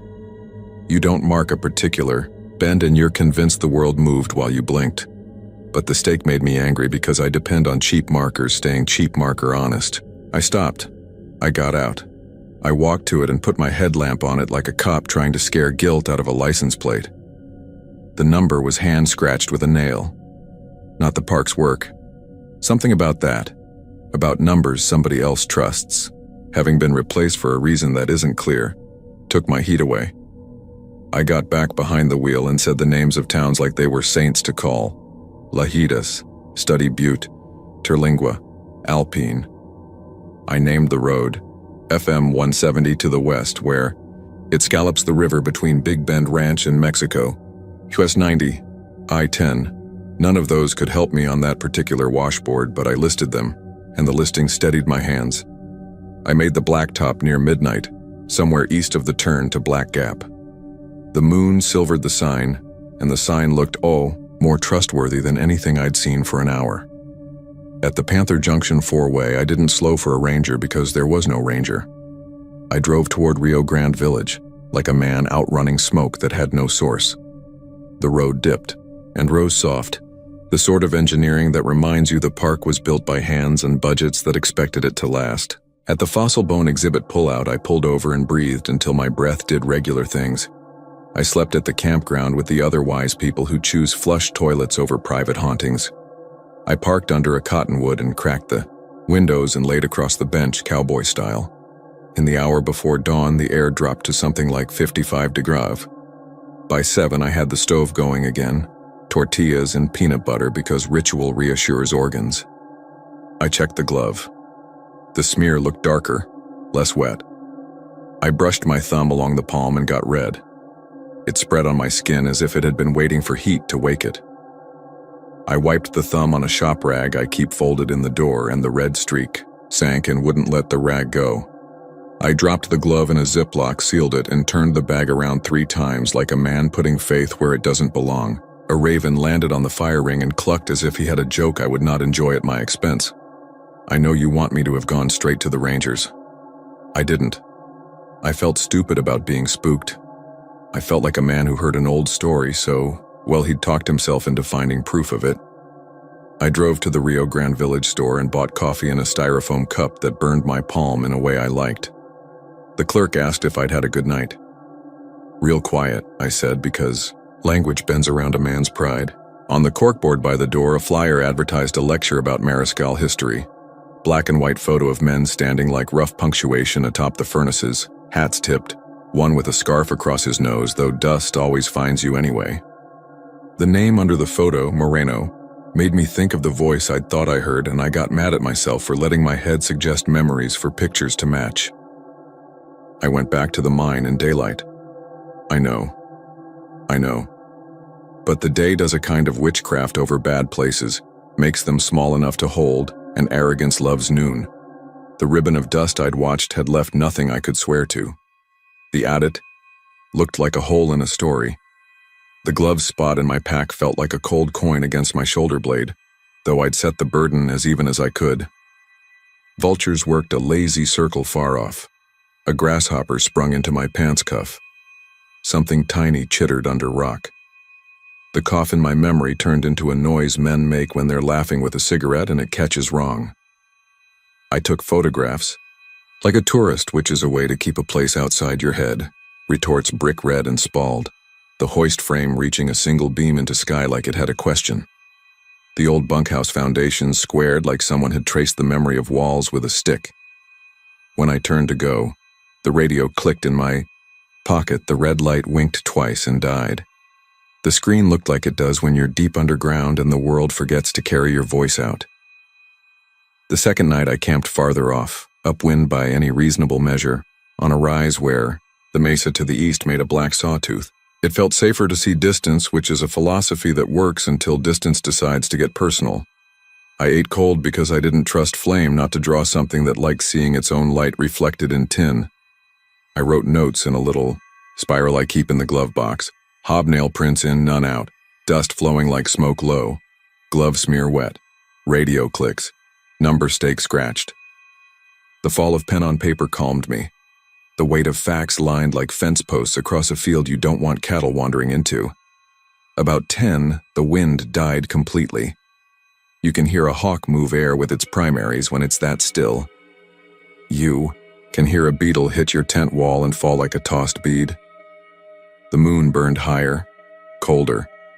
I told myself I'd pack at first light and bump back to pavement and go get eggs at the cottonwood store. The ones the lady keeps in a cooler behind the register because the fridge is on the fritz. I said the words slow in my head, added the taste of powdered salsa and the hiss of bacon that wasn't in my cooler. Because sometimes a man has to build a breakfast he can walk toward. I dozed. Picks woke me. Clink, clink, clink. Not urgent, not angry. Patient the way a man gets patient if he prefers the company of tools to the company of men. I lay with my hands across my chest and counted. I got to 27 before a cough, cleared, and at 29 a chain noise dragged like something pulled across brick. My mouth filled with that battery metal taste and a sour that felt like canned pears gone wrong. I sat. The tent roof dimmed as if something stood between it and moonlight. A fist, not seen, just implied by the gathered dark, brushed nylon where my head would have bumped if I'd leaned back. I put my palm up, I can't explain that, and the fabric bowed in so slightly that there for the first time I wanted to cry, which isn't a thing I do, not even at my father's headstone. The finger-long bows marched across the tent roof, 5 in a line. The middle one staggered half an inch short like the owner had lost that part of a digit in a press or a door. They held. Not a push. A measurement. Then the tent let the resumed moon in and I found I'd been holding my breath long enough to see the sparks in the corners of my eyes. I slid to the zipper, slow as a thief. I pulled it down less than an inch so air and I could trade. The desert smelled like old blood and penny rolls. I pushed more. The zip rasped and the world outside admitted a breeze that had not been there and let it lick my face with a warm tongue like a dog that belongs to nobody and everybody along the border. I clicked the headlamp and aimed it low in the beam pod, across my cooler. The lid bowed slightly in, breathmark plain as a palm might leave on cold glass. A thin spill of red had dusted the lid, and then trickled down the side and printed a curve on the ground. I wish I could unsee that curve. Hobnail. Half moon after half moon after half moon, like a chain-run wheel, had met the dirt, except each mark had a tiny nail-head gleam where paste had set. The line ran from the cooler to the tent door and stopped, exactly where the nylon had bowed, and a man had measured whether the shape inside fit something he needed replacing.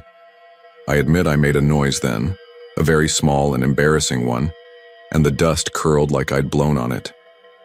I turned off the headlamp and the night came closer and friendlier, which is maybe why men go blindfolded to bad ends. The dark is kinder while it kills. When I turned the light back on, the dust spill had shifted toward the door of the tent by an inch without leaving a drag. I unzipped.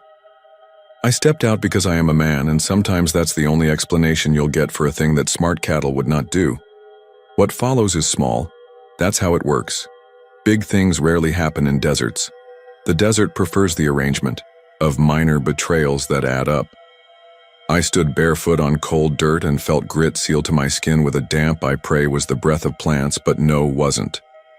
I picked up the cooler like a man rescuing a child from a bad porch. I set it in the truck bed and slammed the tailgate, and the slam was a lifeline. I turned to the tent and thought about collapsing it, or about driving away with it shouldering air like a sad kite. The dust spilled again, this time toward the passenger door, and I saw the pattern where a boot would rock from heel to ball if he'd stood and turned to look where I'd looked. I whispered, "No," like I whisper at dogs I like when they're chasing deer. The radio in my pocket chirped. I lifted it to my mouth. "You win," I said, and I don't know who I thought I was addressing, but I meant it. "I'm going, bye." Dawn, I was on the blacktop again. In the gray before the sun shook the line off the Sierra del Carmen, I stopped at a pullout and stared at my own face in the rear view for proof it still knew me. My eyes had that popped corn look men get after, a night shift in a noisy plant. My nose had a smear of red along the bridge where I'd rubbed it in the dark with a hand that had done too much touching. I went to the restroom by the store and washed with the cheap pink soap. The smear thinned. It did not go away. On the way back to the truck, a ranger met me by accident or plan. He was older than the boy at Panther Junction, had the posture of someone who can tell by your boots whether you're going to be work for him. "How was your sight?" he asked. His nameplate read Cordero, and the kindness in his voice made me wonder what I looked like. "I heard other campers," I said, because if I told him I'd heard dead men, he'd put me in the paper under a category I avoid. "Late, no lights, tools." I did not know I believed those words until I said them. He nodded slowly, like he'd been in these conversations and had learned which speed moves them forward. "You stayed near the mine?" He didn't ask. He placed me on the map. I stayed. "Far," I said, which was also a way of asking him for something and keeping him from knowing what. "Don't breathe that dust," he said. He fished a card from his pocket and wrote a number on the back that didn't match any extension on the front. "If you want to talk, call that one after 5. He didn't put the glove into my hand, nor fish it from my pack. He didn't comment on my nose. He rocked once on his heels and went wherever morning sends men in uniforms after they've made an offer they don't expect a stranger to accept. I left the park by way of Persimmon Gap and Marathon, US 385, pushing me north, through land that looks bony even when it's flush with grass. The train sang somewhere along US 90, and if you've got old freight in your history, you know how that sound hits back between the shoulders. In Marathon, I sat at a cafe and shoved eggs and bacon in like I'd earned them, which I had. The red smear on my nose lifted in the steam and settled again when I dried my face. A man from San Angelo asked if I'd had a good trip. He saw dust on a truck and thinks sisterhood, which is fair. And I said, "Real quiet." And we both knew I was lying, but neither of us had any business asking about whatever quiet had been. At home in Alpine, the glove lived 3 days on my kitchen counter inside the Ziploc like a specimen. I breathed easier every morning and then worse at night. The radio chirped twice the second midnight, the light winked, and I took the batteries out, and still it chirped one last time because charge lives where it's not invited. The third night, the tent in the garage collapsed off its hooks like something had been investigating where my head would rest and had tested the knots. I put the glove into a box and shipped it to a friend in Austin who teaches geology and knows things about Minerals that give men the confidence to stand too close to pretty rocks. He called when he opened it. "You mailed me a bag of air and a rag with a bloodstain," he said. He tried to keep any tone I could use against him out of it. "If this is a joke, it's a good one. If it's not, you're scaring me." "The glove?" I asked. "What glove?" he said. I wanted that to be the lie. It didn't sound like one. I drove back down a week later because that's what I do. I try again to see if what I saw was just a mistake of a tired body. The park had changed in the ways parks change. Somebody in a Sunline trailer had painted their awning a color that didn't belong. A state plate I didn't recognize was parked crooked by the store. The mine looked the same, which was worse. At the adit, the air was colder than the air at my back, the way caves promise a consistency the world can't keep. I saw new prints, heavy, lug, not hobnail, stopping where any man would stop.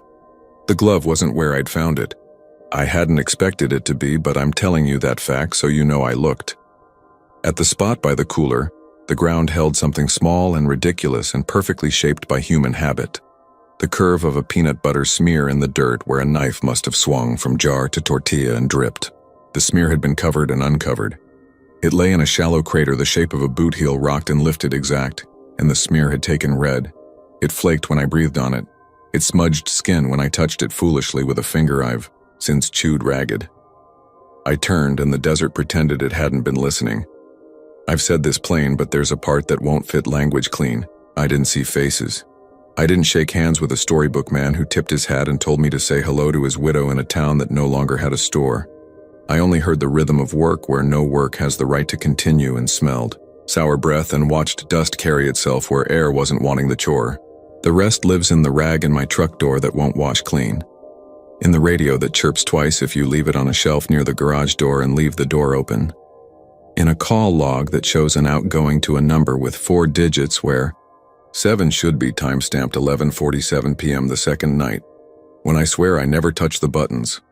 In the tent roof where, if you hold it taut and tilt it to the light, you can see 5 faint arcs impressed not quite through, the middle short by a finger's width. Sometimes the house gets so still that the refrigerator motor turns over and the sound decides to be a chain dragged across brick instead. Sometimes in the morning, wiping down the counter, I find a new crescent of red that smears and then vanishes when I go looking for it a second time, which is what red in that country is like. It always has another opinion about whether it wants to be noticed. Once in February, with sleet clocking the roof, I woke to find the cooler lid bowed under nothing and the shop rag on the floor. I've had the sense since then that someone measured me for a job I didn't take. I called the number on the Ranger's card at 5 one night because I'd promised myself I would honor the help a man offers in his own quiet way. It rang weird, a long single tone that sounded like overseas in the 80s. He answered like he'd been expecting me not to. I told as much as I could without turning him into my confessor. He was silent until I rushed past the part with the pics. "You didn't camp on the tailings," he said, not making it a question. "You didn't breathe that dust too much." "I tried," I said, which is the truth you can carve anywhere. "What about the glove?" He exhaled like a man who has to say a hard thing. "They left those places messy," he said. "A lot of the old trash is still in the dirt. Kids find it, tourists, some goes missing, some comes back."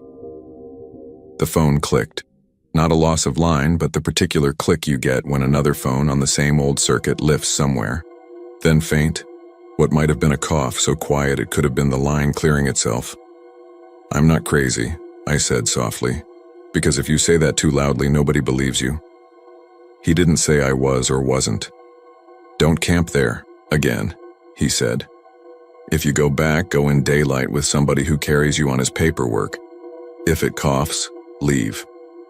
I asked if he'd ever heard pics. He went quiet, the kind of quiet men use when they're crossing a street with bad traffic. "Folks hear coyotes," he said finally. "They hear fence wire singing and call it a woman. The mine is nothing but rock and holes. That's what I can tell you." He paused. "Take a shower when you get home from that country and toss your clothes through the washer. Twice, don't let your dog lick the floorboards. Don't keep souvenirs." He breathed once quick off the receiver. Don't keep souvenirs, he repeated, as if the first time had been for me and the second for himself. I mailed it, I said. Good, he said. And then the strangest thing happened. Somewhere near his receiver, not mine, a metal strike rang once, clean and unhurried. He didn't react. He said, "Be good," like men say it when there's more in the packet than the words carry, and hung up. I haven't gone back to sleep the way I slept before. I sleep like a man who knows someone else is insisting the shift never ended. In the middle of the night, when the heater clicks and breathes, I can map in my head the way the retorts sit, the black shape of the hoist, the slope down to the river, where the cottonwoods kept their green longer than they should have in that drought year. I tell myself distances like prayers so I can make the map stay flat. Alpine to Study Butte, 1 hour 20 without the strong hand. Study Butte to Panther Junction, 30. Junction to the mine, who knows, because time bends where things insist. On working they way they weren't invited to. I keep the shop rag and won't wash it, that's my wrong. I tell myself it's evidence. A word you only use when you've promised your brain you won't call a thing what it is. On good days, the memory climbs back in its slot and stays there. On bad days, I hear metal under the refrigerator motors, purr, and I can't make the sound be anything else. When it gets like that, I drive out on 118 at dusk and sit by the roadside and listen to the sky do its train impression, and the coyotes say their short sentences again. All this space between fixed points, Panther Junction's right angles and the village's dogs and the cottonwoods by the river, conspires to make a man honest. If I sit there long enough, a breeze finds me that tastes like something green, way down in the root, and I can believe that some work ends because men choose to stop. That belief carries me through a night, sometimes two, and then I go back to wiping a red crescent I can't help seeing out of the corner of my eye and finding nothing under the cloth. If you go to Mariscal, be smarter than me. Daylight only. Don't touch what glows pretty, and rehearse the sentence. This is just history, and a tone you can live with if it betrays you. Pack out more than you pack in. If something coughs, leave. If something asks with its fingers how your face fits under canvas, stand up and say no and get in your truck. And if you hear pigs timing breath, don't match your breathing to them. That's how they keep you useful. I still have the call log. It sits folded in the same spiral where I wrote my fence posts. A little blue line under 10-14-07-2347, a number with too few digits. A duration that makes no sense unless I admit I stayed on the line as long as a man working out a problem with himself. Every now and then I think about throwing the page away, and every now and then I think about driving back out there to pin it under a stone and leave it for whatever crew keeps the hill tidy after dark. But I know what would happen if I did. The stone would sit high where I put it, and the page would make its way back to the truck's floorboard, folded differently, with a small red thumbprint in the margin, and that middle finger missing its tip. So I keep it, and I keep quiet, and I try to remember shift's end when a bell tells them to.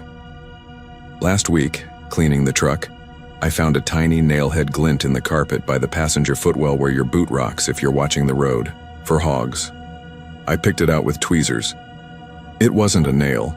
It was a fleck of something heavy enough to fall into my palm with a gravity not quite like the world's.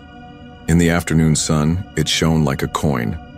In the kitchen, under the LED strip, it lost all shine and went dull meat red. I set it on the counter and took a picture with my phone, and when I looked at the picture, it showed nothing but a thumb and a rectangle of formica like they make in Lubbock. The fleck is gone now. That's not the kind of sentence I planned to write when I started this. It's the kind you leave for last. If you want an ending you can hold like a handle, I don't have it. The work goes on. On still nights, the red dust rolls somewhere without being invited, and men with their lungs already mortgaged take their steady cuts because that's how some jobs are. You can hear them if you're a fool like me. You can hear them if you're not.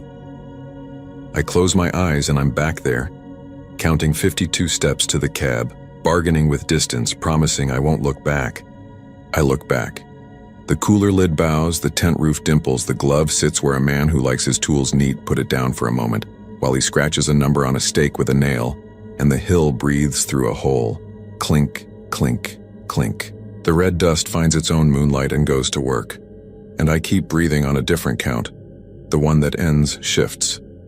I keep breathing like a man who hopes a bell will ring.